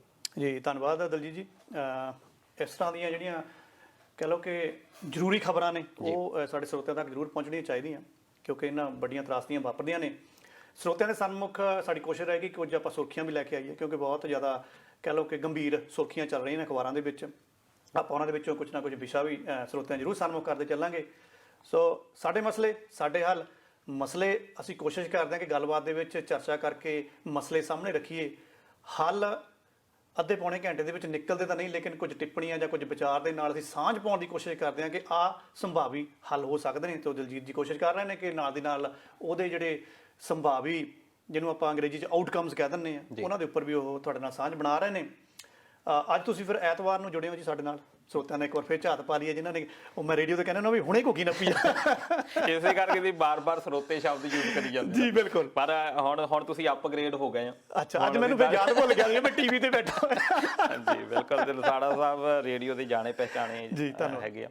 ਚਿਹਰੇ ਤਾਂ ਮੈਂ ਨਹੀਂ, ਚਿਹਰੇ ਤਾਂ ਅੱਜ ਪਹਿਲੀ ਵਾਰ ਲੋਕਾਂ ਦੇ ਤੁਸੀਂ ਰੂਬਰੂ ਹੋਏ ਹੋਣੇ ਆ ਤੇ ਆਵਾਜ਼ ਜ਼ਰੂਰ ਸੁਣੀ ਹੋਏਗੀ ਜੀ। ਧੰਨਵਾਦ ਜੀ। ਕੋਸ਼ਿਸ਼ ਹੁੰਦੀ ਆ ਕਿ ਉੱਥੇ ਚਲੋ ਫੋਟੋਆਂ ਨਹੀਂ ਚੱਲਦੀਆਂ ਹੁੰਦੀਆਂ, ਵਿਸ਼ੇ ਆਹੀ ਹੁੰਦੇ ਆ, ਆਹੀ ਗੱਲਾਂ ਉੱਥੇ ਕਰੀਦੀਆਂ ਆ, ਲੇਕਿਨ ਉੱਥੇ ਇਦਾਂ ਹੁੰਦਾ ਵੀ ਅਸੀਂ ਪਰੇ ਪੁਰੇ ਜਿਹੇ ਹੋ ਕੇ ਮਾੜਾ ਮਾੜਾ ਹੱਸ ਹੁੱਸ ਵੀ ਲੈਂਦਾ ਜੀ। ਬਿਲਕੁਲ। ਤੇ ਇੱਥੇ ਸਾਡੀ ਚੋਰੀ ਨਹੀਂ ਤਾਂ ਫੜੀ ਜਾਣੀ ਆ ਜੀ। ਦੂਸਰਾ ਜਿਹੜਾ ਗੰਭੀਰ ਵਿਸ਼ਾ ਆ ਉਹ ਸਰੋਤਿਆਂ ਦੇ ਅਸੀਂ ਸਨਮੁਖ ਕਰਨਾ ਹੈ, ਬਾਬਰੀ ਮਸਜਿਦ ਦਾ ਜਿਹੜਾ ਘਟਨਾਕ੍ਰਮ ਆ। ਗੱਲ ਕਰਾਂਗੇ ਕਿ ਇਹ ਕਿਹੋ ਜਿਹਾ ਫੈਸਲਾ, ਕਿ ਜਿਹੜਾ ਫੈਸਲਾ ਸਾਡੇ ਸਨਮੁਖ ਆ ਗਿਆ, ਕਿ ਜਿਨ੍ਹਾਂ ਨੂੰ ਅਸੀਂ ਦੋਸ਼ੀ ਸਮਝ ਰਹੇ ਸੀਗੇ ਕਿ ਸ਼ਾਇਦ ਇਹਨਾਂ ਦੇ ਉੱਪਰ ਕਾਰਵਾਈ ਹੋ ਸਕਦੀ ਆ, ਉਹ ਦੋਸ਼ੀ ਕਰਾਰ ਨਹੀਂ ਦਿੱਤੇ ਗਏ। ਉਹਨਾਂ ਨੂੰ ਕਿਹਾ ਕਿ ਇਹ ਵਿਅਕਤੀ ਇਸ ਤੋਂ ਬਰੀ ਨੇ। ਤੇ ਦਲਜੀਤ, ਇਹ ਤੋਂ ਪਹਿਲਾਂ ਮੈਂ ਥੋੜੀ ਦੰਦ ਕਸਾਈ ਕਰ ਦਵਾਂ ਜੀ। ਜੀ ਇਹਦੇ ਲਈ ਲੈ ਕੇ ਆਇਆ ਸੀ ਇਹ ਦੰਦ ਕਸਾਈ ਮੈਂ ਜੀ। ਖੂਬਸੂਰਤ ਲਿਖਿਆ ਜੀ, ਇਹ ਦਲਾਈ ਲਾਮਾ ਦੀ ਕਲਮ ਹੈ। ਕਹਿੰਦੇ ਜੀ, ਜਦੋਂ ਤੁਸੀਂ ਬੋਲਦੇ ਹੋ ਤਾਂ ਉਹੀ ਦੁਹਰਾਉਂਦੇ ਹੋ ਜੋ ਤੁਸੀਂ ਜਾਣਦੇ ਹੋ ਜੀ, ਪਰ ਜਦੋਂ ਤੁਸੀਂ ਕਿਸੇ ਨੂੰ ਸੁਣਦੇ ਹੋ ਤਾਂ ਕੁਝ ਨਵਾਂ ਸਿੱਖਦੇ ਹੋ। ਤੇ ਮੈਂ ਦੇਖ ਰਿਹਾ ਕਿ ਇਹ ਜਿਹੜਾ ਘਟਨਾਕ੍ਰਮ ਚੱਲ ਰਿਹਾ, ਜਾਂ ਖੇਤੀ ਬਿੱਲਾਂ ਦੇ ਉੱਪਰ ਘਟਨਾਕ੍ਰਮ ਚੱਲ ਰਿਹਾ, ਜਾਂ ਇੱਧਰ ਸਾਡੇ ਕੋਲ ਇਹ ਤਰਾਸਦੀ ਵਾਪਰ ਕੇ ਹਟੀ ਉੱਤਰ ਪ੍ਰਦੇਸ਼ ਦੇ ਵਿੱਚ, ਜਾਂ ਇਹ ਬਾਬਰੀ ਮਸਜਿਦ ਦੀ ਘਟਨਾ ਇੱਕ ਵਾਰ ਫਿਰ ਨਵੀਂ ਰੰਗਤ ਫੜਦੀ ਜਾ ਰਹੀ ਆ। ਉਹ ਕਿਹੋ ਜਿਹੀ ਨਵੀਂ ਰੰਗਤ ਆ, ਚੰਗੀ ਆ ਕਿ ਮਾੜੀ ਆ? ਚੰਗਾ ਤਾਂ ਮੈਨੂੰ ਕੁਝ ਦਿਸ ਨਹੀਂ ਰਿਹਾ, ਮਾੜਾ ਹੀ ਦਿਸ ਰਿਹਾ। ਸੋ ਇਸ ਤੋਂ ਪਹਿਲਾਂ ਕਿ ਤੁਸੀਂ ਦਲਜੀਤ ਦੀ ਇਹਦੇ ਉੱਪਰ ਚਰਚਾ ਲੈ ਕੇ ਆਓ, ਤਕਰੀਬਨ ਸਾਡੇ ਕੋਲ 28 ਸਾਲ ਹੋ ਗਏ ਆ ਇਹਦਾ ਸਾਡੇ ਕੋਲ ਫੈਸਲਾ ਆਉਂਦਿਆਂ ਨੂੰ। ਤੇ ਜੇ ਮੈਂ ਦਰੁਸਤ ਹੋਵਾਂ ਤਾਂ ਜਿਹੜੀ ਬਾਬਰੀ ਮਸਜਿਦ ਢਾਈ ਸੀਗੀ ਉਹ ਸਾਡੇ ਕੋਲ 6 ਦਸੰਬਰ 1992 ਨੂੰ ਢਾਈ ਸੀਗੀ ਜੀ। ਸੋ 28 ਸਾਲ ਬਾਅਦ ਫੈਸਲਾ ਆਇਆ, 32 ਵਿਅਕਤੀ ਬਚੇ ਸੀਗੇ, ਸਾਰੇ ਬਰੀ ਹੋ ਗਏ ਨੇ। ਲੋਕ ਅੱਜ ਵੀ ਇਹੀ ਕਹਿੰਦੇ ਨੇ, ਜਾਂ ਜਿਹੜੇ ਅਦਾਲਤਾਂ ਦੇ ਵਿੱਚੋਂ ਨਿਕਲ ਕੇ ਆਏ ਆ ਉਹ ਖੁਦ ਆਪਣੇ ਮੂੰਹ ਨਾਲ ਇਹ ਬਿਆਨ ਦੇ ਰਿਹਾ ਕਿ ਨਹੀਂ, ਉੱਥੇ ਸਾਰਾ ਘਟਨਾਕ੍ਰਮ ਹੋਇਆ ਸੀ, ਸਾਨੂੰ ਉਕਸਾਇਆ ਗਿਆ ਸੀ ਤੇ ਸਾਡੇ ਕੋਲ ਇਹ ਘਟਨਾਕ੍ਰਮ ਹੋ ਗਿਆ, ਲੇਕਿਨ ਬੰਦੇ ਬਰੀ ਨੇ। ਟੋਟਲ 49 ਲੋਕ ਸੀਗੇ ਇਹ ਜੀ। ਉਹਨਾਂ ਦੇ ਵਿੱਚੋਂ ਬਾਕੀਆਂ ਦੀ ਡੈਥ ਹੋ ਗਈ ਸੀ ਤੇ 32 ਜੀਂਦੇ ਸੀ ਜੀ। ਜਿਹੜੇ ਹੁਣ ਡੈਥ ਹੋ ਗਈ ਆ, ਭਾਵੇਂ ਮੇਰੇ ਹਿਸਾਬ ਦੇ ਨਾਲ ਭਾਵੇਂ ਡੈਥ ਵੀ ਹੋ ਗਈ ਆ, ਜੇ ਉਹ ਦੋਸ਼ੀ ਆ ਤਾਂ ਉਹਨੂੰ ਦੋਸ਼ੀ ਅਦਾਲਤ ਨੂੰ ਕਹਿਣਾ ਚਾਹੀਦਾ। ਇਹ ਨਹੀਂ ਹੈਗਾ ਕਿ ਹੁਣ ਇਹਦੀ ਡੈਥ ਹੋ ਗਈ ਆ ਤੈਨੂੰ ਬਾਹਰ ਕਰ ਦਿੱਤਾ ਜਾਵੇ। ਬਾਕੀ ਇਹ ਕਿਹਾ ਜਾਂਦਾ ਕਿ ਨਿਆਂ ਜੇ ਟਾਈਮ ਸਿਰ ਨਾ ਮਿਲਿਆ ਤਾਂ ਉਹ ਨਿਆਂ ਅਨਿਆਏ ਹੀ ਹੁੰਦਾ। ਬਿਲਕੁਲ ਜੀ। ਜੇ ਤੁਸੀਂ ਟਾਈਮ ਸਿਰ ਨਹੀਂ ਦਿੰਦਾ। ਪਰ ਮੈਂ ਨਰਸਿਮਹਾ ਰਾਓ ਗਵਰਨਮੈਂਟ 1991 ਦੇ ਵਿੱਚ ਇੱਕ ਐਕਟ ਲੈ ਕੇ ਆਉਂਦੀ ਆ। ਇਸ ਐਕਟ ਨੂੰ ਕਹਿੰਦੇ ਆ ਕਿ ਵਰਸ਼ਿਪ ਆਫ ਪਲੇਸਿਸ ਐਕਟ ਜੀ। ਇਹ ਐਕਟ ਇਸ ਲਈ ਬਣਾਇਆ ਗਿਆ ਸੀ ਕਿ ਉਸ ਵੇਲੇ ਝਗੜਾ ਇਹ ਪੈਦਾ ਹੋਣਾ ਸ਼ੁਰੂ ਹੋ ਗਿਆ ਸੀ, ਖਾਸ ਤੌਰ ਤੇ ਕਿਉਂਕਿ ਬੀਜੇਪੀ ਉਥਾਨ ਵੱਲ ਸੀ। ਬੀਜੇਪੀ ਨੂੰ ਕੋਈ ਬਹੁਤੀਆਂ ਸੀਟਾਂ ਮਿਲ ਨਹੀਂ ਰਹੀਆਂ ਸੀ, ਉਹਨਾਂ ਨੂੰ ਚਾਹੀਦਾ ਸੀ ਕਿ ਕੁਛ ਨਾ ਕੁਛ ਇਦਾਂ ਦਾ ਪ੍ਰੋਪੋਗੰਡਾ ਕੀਤਾ ਜਾਵੇ। ਬਿਲਕੁਲ। ਉਸ ਵੇਲੇ ਇਹ ਮੰਗ ਜਿਹੜੀ ਆ ਕਾਫੀ ਉੱਠਣੀ ਸ਼ੁਰੂ ਹੋ ਗਈ ਸੀ ਕਿ ਜਿਹੜੀਆਂ ਮਸਜਿਦਾਂ ਬਣੀਆਂ ਹੋਈਆਂ ਆ ਉਹ ਮੰਦਰਾਂ ਦੇ ਥਾਵਾਂ ਦੇ ਉੱਤੇ ਬਣੀਆਂ। ਇਹਦੇ ਵਿੱਚ ਕਿੰਨੀ ਸੱਚਾਈ ਆ ਇਹਦੇ ਬਾਰੇ ਕੁਛ ਅਜੇ ਪਤਾ ਨਹੀਂ, ਪਰ ਕੋਰਟ ਨੇ ਇਹਨੂੰ ਮਾਨਤਾ ਦੇ ਦਿੱਤੀ ਆ ਤੇ ਕੋਰਟ ਦੀ ਅਸੀਂ ਇੱਜ਼ਤ ਕਰਦੇ ਹਾਂ।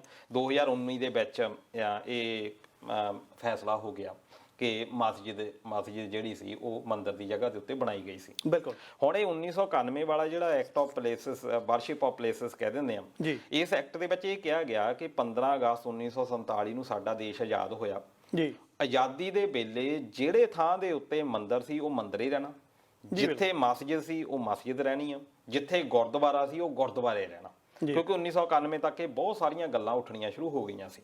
ਪਰ ਹੁਣ ਇਹ ਅਯੋਧਿਆ ਮਾਮਲੇ ਦੇ ਵਿੱਚ ਇਸ ਐਕਟ ਨੂੰ ਇੱਕ ਰਿਆਇਤ ਦਿੱਤੀ ਗਈ ਕਿ ਇਹਦੇ ਉੱਤੇ ਇਹ ਐਕਟ ਨਹੀਂ ਲਾਗੂ ਹੋਣਾ ਅਯੋਧਿਆ ਦੇ ਉੱਤੇ ਜੀ। ਉਹ ਕਿਉਂ ਰਿਆਇਤ ਦਿੱਤੀ ਗਈ ਇਹਦੇ ਬਾਰੇ ਅਜੇ ਅਦਾਲਤਾਂ ਹੀ ਦੱਸ ਸਕਦੀਆਂ ਵੀ ਉਸ ਮਾਮਲੇ ਨੂੰ ਕਿਉਂ ਰਿਆਇਤ ਦਿੱਤੀ ਗਈ। ਪਰ ਹੁਣ ਮਹੰਤ ਗੋਪਾਲ ਦਾਸ ਨੇ ਅਗਸਤ ਮਹੀਨੇ ਦੇ ਵਿੱਚ ਕਿਹਾ ਕਿ ਹੁਣ ਅਯੋਧਿਆ ਦਾ ਮਾਮਲਾ ਤਾਂ ਚਲੋ ਹੋ ਗਿਆ, ਪਰ ਹੁਣ ਅਸੀਂ ਮਥੁਰਾ ਦੇ ਵੱਲ ਵੀ ਜਾਣਾ ਕਿ ਮਥੁਰਾ ਦੇ ਵਿੱਚ ਵੀ ਜਿਹੜੀਆਂ ਮਸਜਿਦਾਂ ਬਣੀਆਂ ਹੋਈਆਂ, ਕਾਸ਼ੀ ਦੇ ਵਿੱਚ ਵੀ ਜਿਹੜੀਆਂ ਮਸਜਿਦਾਂ ਬਣੀਆਂ ਹੋਈਆਂ ਉਹ ਵੀ ਅਸੀਂ ਢਾਉਣੀਆਂ, ਉਹ ਕਿਉਂਕਿ ਮੰਦਰਾਂ ਦੀ ਜਗ੍ਹਾ ਦੇ ਵਿੱਚ ਬਣੀਆਂ। ਹੁਣ ਇੱਕ ਜਾਚਕਾ ਕੋਰਟ ਦੇ ਵਿੱਚ ਚਲੇ ਗਏ। ਦਲਜੀਤ ਜੀ, ਮੈਂ ਥੋੜਾ ਜਿਹਾ ਤੁਹਾਨੂੰ ਰੋਕਾਂ। ਜੀ ਜੇ ਮੈਂ ਸਰੋਤਿਆਂ ਦੇ ਨਾਲ ਉਸ ਚੀਜ਼ ਦੇ ਵਾਕਿਏ ਦੇ ਉੱਪਰ ਵੀ ਥੋੜੀ ਸਾਂਝ ਪਾਵਾਂ, ਜਦੋਂ ਇਹ ਘਟਨਾਕ੍ਰਮ ਚੱਲ ਰਿਹਾ ਸੀ ਅਸੀਂ ਫੈਸਲਾ ਨਹੀਂ ਆਇਆ ਸੀ ਜੀ ਪਰ ਉਦੋਂ ਲੱਗਦਾ ਸੀਗਾ ਕਿ ਆਹ ਫੈਸਲਾ ਹੀ ਆਏਗਾ ਜੀ ਕਿ ਜਿਹੜੇ ਮੁਸਲਿਮ ਭਾਈਚਾਰਾ ਉਹਨਾਂ ਨੂੰ ਕਿਹਾ ਜਾਏਗਾ ਕਿ ਆਹ ਤੁਹਾਨੂੰ ਜਗ੍ਹਾ ਦਿੱਤੀ, ਤੁਸੀਂ ਉੱਥੇ ਆਪਣਾ ਬਣਾ ਲਓ ਜੀ ਤੇ ਇਹ ਜਗ੍ਹਾ ਦੇ ਉੱਪਰ ਹੁਣ ਮੰਦਿਰ ਹੀ ਬਣੇਗਾ, ਲੱਗਦਾ ਸੀ ਔਰ ਉਸ ਤਰ੍ਹਾਂ ਹੀ ਹੋ ਗਿਆ।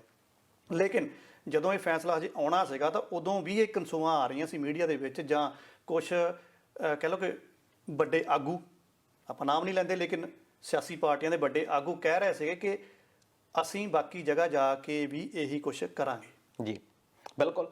ਤੇ ਹੁਣ ਉਹ ਇਸੇ ਤਰ੍ਹਾਂ ਦੀ ਜਾਚਕਾ ਵੀ ਇੱਕ ਆ ਗਈ ਆ ਤੇ ਮੁਰਾਰੀ ਬਾਪੂ ਕਾਫੀ ਹਸਤੀ ਹੈਗੇ ਆ ਉਹ, ਤੇ ਉਹਨਾਂ ਦੇ ਮਾਮਲਾ ਵੀ ਦਰਜ ਹੋ ਗਿਆ ਆ। ਉਹਨਾਂ ਨੇ ਵੀ ਇਹ ਕਿਹਾ ਆ ਕਿ ਜਿਹੜੀ ਸ਼ਾਹੀ ਮਸਜਿਦ ਆ ਉਹ ਅਸਲ ਦੇ ਵਿੱਚ ਕ੍ਰਿਸ਼ਨ ਜਨਮ ਭੂਮੀ ਆ, ਉੱਥੇ ਕ੍ਰਿਸ਼ਨ ਹੋਣਾ ਦਾ ਜਨਮ ਹੋਇਆ ਸੀ, ਇਸ ਕਰਕੇ ਉਹ ਵੀ ਜਿਹੜੀ ਅਗਲੀ ਮਸਜਿਦ ਆ ਉਹ ਹਟਾਈ ਜਾਣੀ ਆ ਜੀ। ਤੇ ਮੈਂ ਡਾਕਟਰ ਮਨਮੋਹਨ ਸਿੰਘ ਉਹਨਾਂ ਦੀ ਬਹੁਤ ਪੁਰਾਣੀ ਇੰਟਰਵਿਊ ਆ, ਉਹ ਸ਼ਾਇਦ 1998-99 ਦੀ ਇੰਟਰਵਿਊ ਹੋਈ ਆ, ਉਹ ਦੇਖ ਰਿਹਾ ਸੀ ਕਿ ਉਹਨਾਂ ਨੇ ਚਿੰਤਾ ਇਹ ਜ਼ਾਹਰ ਕੀਤੀ ਸੀ ਕਿ ਦੇਸ਼ ਉਦੋਂ ਹੀ ਜ਼ਿਆਦਾ ਡਿਵੈਲਪ ਕਰਦਾ ਆ ਜਦੋਂ ਅਸੀਂ ਭਾਈਚਾਰਕ ਤੌਰ ਦੇ ਉੱਤੇ ਇਕੱਠੇ ਰਹੀਏ।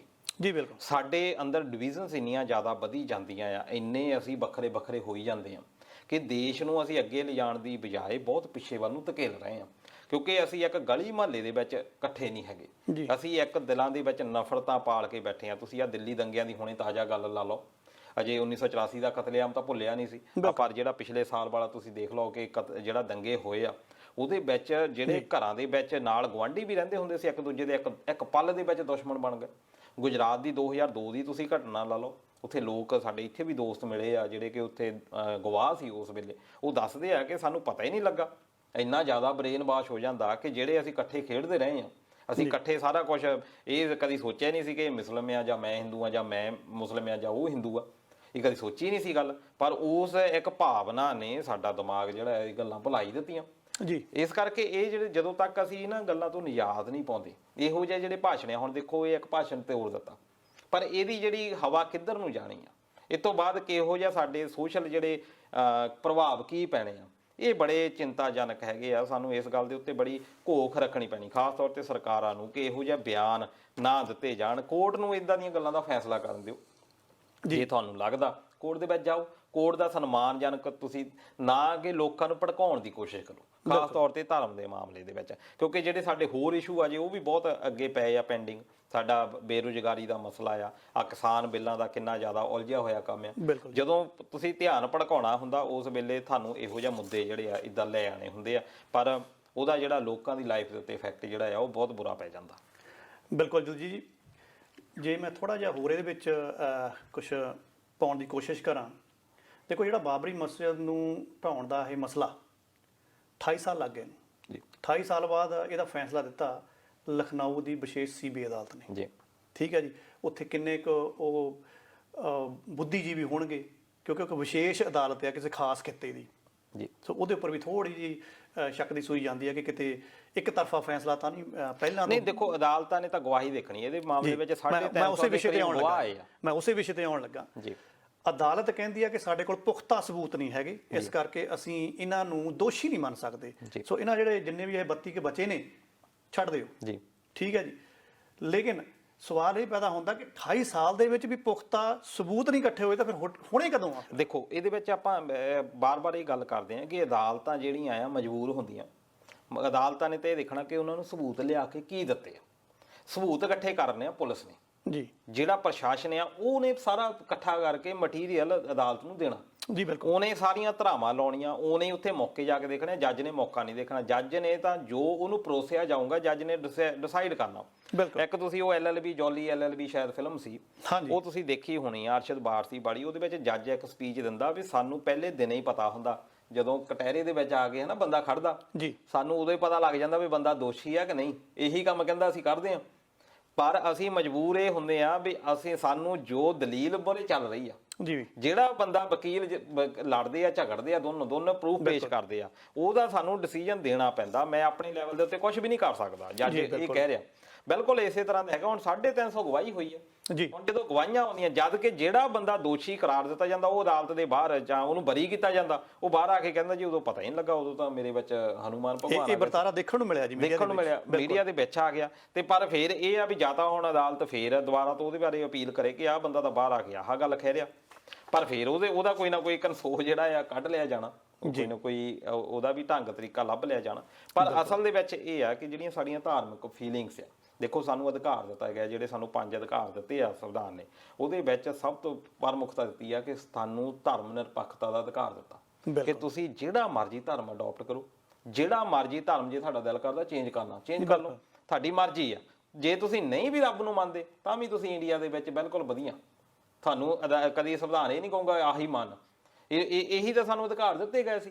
ਜੇ ਅਸੀਂ ਅੱਜ ਫੇਰ ਵੀ ਉਸੇ ਚੀਜ਼ ਦੇ ਉੱਤੇ ਅਸੀਂ ਲੜ ਰਹੇ ਹਾਂ, ਇਹਦਾ ਮਤਲਬ ਕੀ ਆ ਅਸੀਂ ਤਾਂ ਕਾਨੂੰਨ ਦੀਆਂ ਵੈਸੇ ਧੱਜੀਆਂ ਉਡਾ ਰਹੇ ਹਾਂ, ਅਸੀਂ ਨਫ਼ਰਤ ਕਰਦੇ ਹਾਂ ਲੋਕਾਂ ਦੇ ਨਾਲ। ਈਵਨ ਕਿ ਇੱਥੇ ਮੈਂ ਆਸਟ੍ਰੇਲੀਆ ਦੇ ਵਿੱਚ ਦੇਖਿਆ ਕਿ ਬਹੁਤ ਸਾਰੇ ਲੋਕ ਆ ਉਹ ਧਾਰਮਿਕ ਬਖਰੇਵੇਂ ਦੇ ਕਰਕੇ ਦੂਜੇ ਨੂੰ ਹੇਟ ਕਰਦੇ ਆ, ਉਹ ਇਹਨਾਂ ਕੰਟਰੀਜ਼ ਦੇ ਵਿੱਚ ਆ ਕੇ ਵੀ ਨਹੀਂ ਸੁਧਰੇ, ਜਦ ਕਿ ਇੱਥੇ ਦੇ ਲਾਅ ਨੂੰ ਤਾਂ ਉਹਨਾਂ ਨੂੰ ਜ਼ਿਆਦਾ ਫੋਲੋ ਕਰਨਾ ਚਾਹੀਦਾ। ਬਿਲਕੁਲ ਕਰਮ ਭੂਮੀ ਆ, ਇੱਥੇ ਦਾ ਡਰ ਵੀ ਹੋਣਾ ਚਾਹੀਦਾ ਉਹਨਾਂ ਨੂੰ। ਪਰ ਫਿਰ ਵੀ ਜਦੋਂ ਇੱਥੇ ਇਹ ਗੱਲ ਕਰਦੇ ਆ, ਉਦੋਂ ਉਹ ਗੱਲ ਕਰਦੇ ਆ ਡਿਸਕ੍ਰਿਮੀਨੇਸ਼ਨ ਦੀ। ਉਹਨਾਂ ਨੂੰ ਇੱਥੇ ਟ੍ਰੇਨਿੰਗ ਵੀ ਦਿੱਤੀ ਜਾਂਦੀ ਆ, ਇੱਥੇ ਕੰਮ ਦੇ ਪਲੇਸਿਸ ਦੇ ਉੱਤੇ ਵੀ ਪੂਰਾ ਰੱਖਦੇ ਆ, ਪਰ ਜਦੋਂ ਮਾਮਲਾ ਆਉਂਦਾ ਇੰਡੀਆ ਦਾ ਉਸੇ ਵੇਲੇ ਇੱਕਦਮ ਹੀ ਉਹ ਰੇਸਿਸਟ ਹੋ ਜਾਂਦੇ ਆ, ਤੇ ਇਹ ਬੜੀ ਚਿੰਤਾਜਨਕ ਖਬਰ ਹੈ।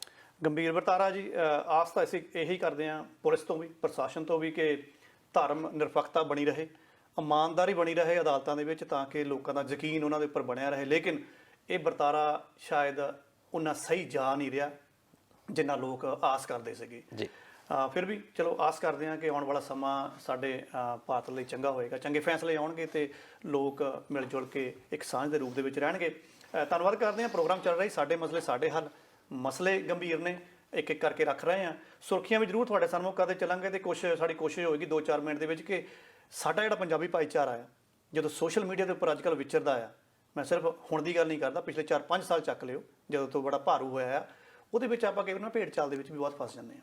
ਸਾਨੂੰ ਭੁੱਲ ਜਾਂਦਾ ਕਿ ਇਹ ਸਿਰਫ ਇੱਕ ਭੇਡ ਚਾਲ ਆ, ਔਰ ਸਾਡਾ ਜਿਹੜਾ ਅੰਦਰੂਨੀ ਸ਼ਕਤੀ ਆ, ਜਿਹਨੂੰ ਆਪਾਂ એનર્ਜੀ ਕਹਿੰਦੇ ਨੇ ਅੰਗਰੇਜ਼ੀ ਦੇ ਵਿੱਚ, ਉਹ ਵਿਅਰਥ ਹੋ ਰਹੀ ਆ। ਸਾਨੂੰ ਲੱਗਦਾ ਹੁੰਦਾ ਕਿ ਖਰੇ ਅਸੀਂ ਉੱਧਰ એનર્ਜੀ ਪਾ ਰਹੇ ਹਾਂ, ਲੇਕਿਨ ਉਹ એનર્ਜੀ ਤੁਹਾਡੀ ਜਿਹੜੀ ਆ ਉਹ ਸਮਰੱਥ ਆ ਉਹ ਖਰਾਬ ਹੋ ਰਹੀ ਆ। ਉਹਦੇ ਉੱਪਰ ਵੀ ਸਮਾਂ ਮਿਲਿਆ ਤਾਂ ਜ਼ਰੂਰ ਆਪਾਂ ਝਾਤ ਪਾਉਂਦੇ ਚੱਲਾਂਗੇ। ਟਰੈਕਟਰ ਨੂੰ ਤਾਂ ਕਹਿੰਦੇ ਵੀ ਤੁਸੀਂ ਵੀ ਕੱਪੜਾ ਮਾਰ ਲਿਆ, ਸੋਨਾਲੀਕਾ ਨੂੰ ਮਾਰਿਆ ਕਿ ਉਹ ਜਿਹੜਾ ਹਰਾ ਜਿਹਾ ਟਰੈਕਟਰ ਹੁੰਦਾ ਉਹ ਕਿਹੜਾ ਜੀ ਜੌਨ ਡੀਅਰ ਰੰਜੇ ਵਾਲਾ, ਉਹ ਬੜਾ ਅੱਜ ਕੱਲ੍ਹ ਚੱਕੇ ਚੁੱਕੇ ਚਕਾਉਂਦੇ ਫਿਰਦੇ ਆ, ਕਾਫੀ ਆ ਗਏ ਆ ਟਰੈਕਟਰ ਜੀ। ਖੈਰ ਗੱਲ ਹਾਸੇ ਦੀ ਨਹੀਂ ਹੈਗੀ ਜੀ, ਇਹ ਗੰਭੀਰ ਤਰਾਸ ਦੀ ਚੱਲ ਰਹੀ ਆ। ਕੇਂਦਰ ਸਰਕਾਰ ਵੱਲੋਂ ਆਰਡੀਨੈਂਸ 3 ਲੈ ਕੇ ਆਏ, ਉਹਨਾਂ ਦੇ ਬਿੱਲ ਬਣੇ, ਪਾਸ ਹੋਏ, ਲੋਕੀ ਆਸ ਲਾ ਕੇ ਬੈਠੇ ਸੀ ਕਿ ਸ਼ਾਇਦ ਜਿਹੜਾ ਸਾਡਾ ਪ੍ਰਥਮ ਵਿਅਕਤੀ ਆ ਦੇਸ਼ ਦਾ, ਰਾਸ਼ਟਰਪਤੀ ਜਿਹਨੂੰ ਆਪਾਂ ਕਹਿੰਦੇ ਆ, ਕਿ ਸ਼ਾਇਦ ਉਹਦੀ ਕਲਮ ਰੁਕ ਜਾਏ, ਲੇਕਿਨ ਉਹਦੀ ਕਲਮ ਨਹੀਂ ਰੁਕੀ, ਉਹ ਬਿੱਲ ਬਣ ਕੇ ਤਿਆਰ ਨੇ। ਤੇ ਕਨਸੋਆਂ ਇਹ ਵੀ ਆ ਰਹੀਆਂ ਕਿ ਹੁਣ ਸ਼ਾਇਦ ਬਿਜਲੀ ਦਾ ਵੀ ਇੱਕ ਬਿੱਲ ਆਉਣ ਨੂੰ ਤਿਆਰ ਹੈ। ਖੈਰ ਅੱਜ ਉਹਦੀ ਆਪਾਂ ਚਰਚਾ ਨਹੀਂ ਕਰਾਂਗੇ।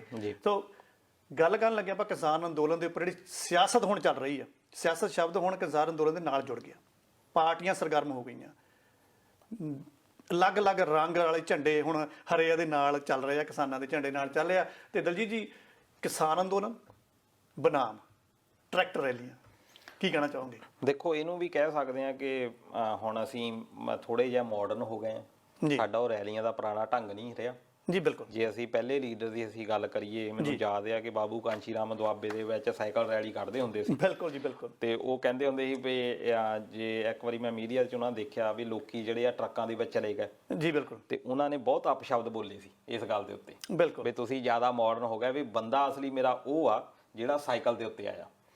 ਕਿਉਂ ਸਾਈਕਲ ਦੇ ਉੱਤੇ ਆਇਆ ਮੇਰਾ ਅਸਲੀ ਬੰਦਾ? ਉਹ ਕਹਿੰਦੇ ਵੀ ਜਿਹੜਾ ਸਾਈਕਲ ਦੇ ਉੱਤੇ ਆਇਆ ਉਹ ਜ਼ਿਆਦਾ ਡੈਡੀਕੇਟਡ ਆ। ਟਰੱਕ ਦੇ ਵਿੱਚ, ਬੱਸ ਦੇ ਵਿੱਚ, ਕਾਰ ਦੇ ਵਿੱਚ ਬਹਿ ਕੇ ਤਾਂ ਜਿਹੜਾ ਮਰਜ਼ੀ, ਜਿਹੜਾ ਵਿਹਲਾ ਆ ਮਰਜ਼ੀ ਆ ਜਾਵੇ। ਬਿਲਕੁਲ ਜੀ। ਪਰ ਜਿਹੜਾ ਬੰਦਾ ਡੈਡੀਕੇਸ਼ਨ ਦੇ ਨਾਲ ਆਇਆ ਉਹ ਸਾਈਕਲ ਦੇ ਉੱਤੇ ਆਇਆ। ਬਿਲਕੁਲ ਇਸੇ ਤਰ੍ਹਾਂ ਦੀਆਂ ਜਿਹੜੀਆਂ ਰੈਲੀਆਂ ਅੱਜ ਕੱਲ੍ਹ, ਜਿਹੜੀ ਡੈਡੀਕੇਸ਼ਨ ਆ ਉਹ ਬਹੁਤ ਘੱਟ ਲੋਕਾਂ ਦੇ ਵਿੱਚ ਆ। ਉਹ ਲੋਕ ਜਿਹੜੇ ਕਿਸਾਨ ਰੈਲੀਆਂ ਦੇ ਵਿੱਚ ਪਹਿਲਾਂ ਚੱਲੇ ਆ, ਜਿਹੜੇ ਆਪਣੇ ਬੈਗ ਦੇ ਵਿੱਚ, ਝੋਲੇ ਦੇ ਵਿੱਚ ਕੁਝ ਰੋਟੀਆਂ 2-3 ਅਚਾਰ ਦੇ ਨਾਲ ਜਾਂ ਸਬਜ਼ੀ ਦੇ ਨਾਲ ਪਾ ਕੇ ਤੁਰੇ ਹੋਏ ਆ, ਜਿਨ੍ਹਾਂ ਨੂੰ ਇਹ ਨਹੀਂ ਪਤਾ ਵੀ ਸ਼ਾਮ ਨੂੰ ਮੈਂ ਹੁਣ ਘਰ ਜਾਣਾ ਕਿ ਨਹੀਂ ਜਾਣਾ। ਬਿਲਕੁਲ। ਉਹ ਨਾਲੇ ਹੀ ਆਪਣੇ ਜਿਹੜੇ ਥੈਲੇ ਦੇ ਵਿੱਚ 2-3 ਆਪਣੇ ਕੱਪੜੇ ਵੀ, ਪਜਾਮੇ ਵਗੈਰਾ ਵੀ ਚੱਕੀ ਫਿਰਦੇ ਆ, ਪਤਾ ਨਹੀਂ ਕਦੋਂ ਦੇ। ਉਹ ਡੈਡੀਕੇਸ਼ਨ ਆ, ਉਹ ਅਸਲੀ ਲੋਕ ਆ ਇਹਦੇ ਨਾਲ ਜੁੜੇ ਹੋਏ। ਬਾਕੀ ਇਹ ਜਿਹੜਾ ਵਿਖਾਵਾ ਚੱਲ ਪਿਆ ਆ, ਟਰੈਕਟਰ ਰੈਲੀ, ਹਰ ਕੋਈ ਬੰਦਾ ਕਹਿ ਦਿੰਦਾ ਟਰੈਕਟਰ ਰੈਲੀ ਕੱਢਣੀ ਆ। ਇਹ ਇੱਕ ਪਾਸੇ ਅਸੀਂ ਗੱਲ ਕਰਦੇ ਹਾਂ ਕਿ ਪੋਲੂਸ਼ਨ ਬਹੁਤ ਹੋ ਗਿਆ, ਦੂਜੀ ਅਸੀਂ ਗੱਲ ਕਰਦੇ ਹਾਂ ਕਿ ਕਿਸਾਨਾਂ ਨੇ ਆਪਣੇ ਜਿਹੜੇ ਖਰਚੇ ਆ ਬਹੁਤ ਜ਼ਿਆਦਾ ਵਧਾ ਲਏ। ਬਿਲਕੁਲ। ਮੈਂ ਇਸ ਗੱਲ ਦੇ ਖਿਲਾਫ ਨਹੀਂ ਹੈਗਾ ਕਿ ਧਰਨੇ ਤੁਹਾਨੂੰ ਦੇਣੇ ਚਾਹੀਦੇ ਆ, ਪਰ ਉਹਨੂੰ ਹੁਣ ਤੁਸੀਂ ਇੰਨਾ ਜ਼ਿਆਦਾ ਕਰ ਰਹੇ ਆ। ਹੁਣ ਇਹ ਜਿਹੜਾ ਇੰਨਾ ਜ਼ਿਆਦਾ ਤੇਲ ਫੂਕਿਆ ਜਾਣਾ, ਇਹਦਾ ਸਾਰਾ ਭਾਰ ਵੀ ਕਿਸਾਨਾਂ ਦੇ ਉੱਤੇ ਪੈਣਾ।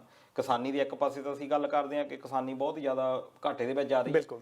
ਹੁਣ ਦੂਜੇ ਪਾਸੇ ਇਹ ਦੇਖੋ ਕਿ ਜਿਹੜਾ ਸਰਵੇ ਇਹ ਕਹਿੰਦਾ ਆ ਵੀ 2017-18 ਤੱਕ 25% ਦੇ ਹਿਸਾਬ ਦੇ ਨਾਲ ਹਰ ਵਾਰ ਵੱਧ ਰਹੀ ਆ ਜਿਹੜੀ ਰੇਟ ਆ ਇਹਦੀ ਸੇਲ ਆ ਟਰੈਕਟਰਾਂ ਦੀ। ਇਸ ਵੇਲੇ ਪੰਜਾਬ ਦੇ ਵਿੱਚ 5.5 ਲੱਖ ਟਰੈਕਟਰ ਆ ਜੀ। ਹੁਣ ਤੁਸੀਂ ਅੰਦਾਜ਼ਾ ਲਾਓ, ਜਦ ਕਿ ਇੰਡੀਆ ਦੇ ਵਿੱਚ ਇਹ ਪੂਰੇ ਇੰਡੀਆ ਦੀ ਜੇ ਆਪਾਂ ਗੱਲ ਕਰੀਏ 62 ਏਕੜਾਂ ਦੇ ਮਗਰ ਇੱਕ, ਯਾਨੀ ਕੱਲੀ ਮੈਂ ਭੂਮੀਯੋਗ ਗੱਲ ਕਰਦਾ ਜਿੱਥੇ ਭੂਮੀ ਦੇ ਵਿੱਚ ਦੂਜੀ ਫਸਲ ਹੁੰਦੀ ਆ, 62 ਖੇਤਾਂ ਦੇ ਮਗਰ ਇੱਕ ਟਰੈਕਟਰ ਆ। ਕੱਲੇ ਪੰਜਾਬ ਦੇ ਵਿੱਚ ਦੀ ਜੇ ਅਸੀਂ ਰੇਸ਼ੋ ਕੱਢਦੇ ਆ ਉਸ ਵੇਲੇ 8.5 ਏਕੜ ਦੇ ਮਗਰ ਇੱਕ ਟਰੈਕਟਰ ਆ ਜੀ। ਜਿਹੜੇ ਟਰੈਕਟਰ ਬਣਾਉਣ ਵਾਲੀਆਂ ਕੰਪਨੀਆਂ ਉਹ ਇਹ ਕਹਿੰਦੀਆਂ ਆ ਕਿ 1000 ਜੇ ਘੰਟਾ ਇੱਕ ਸਾਲ ਦੇ ਵਿੱਚ ਟਰੈਕਟਰ ਚੱਲਦਾ ਆ ਉਹ ਤੁਹਾਨੂੰ ਬਾਰੇ ਖਾਂਦਾ, ਪਰ ਪੰਜਾਬ ਦੀ ਐਵਰੇਜ 450 ਦੀ ਘੰਟੇ ਦੀ ਆ ਰਹੀ ਆ।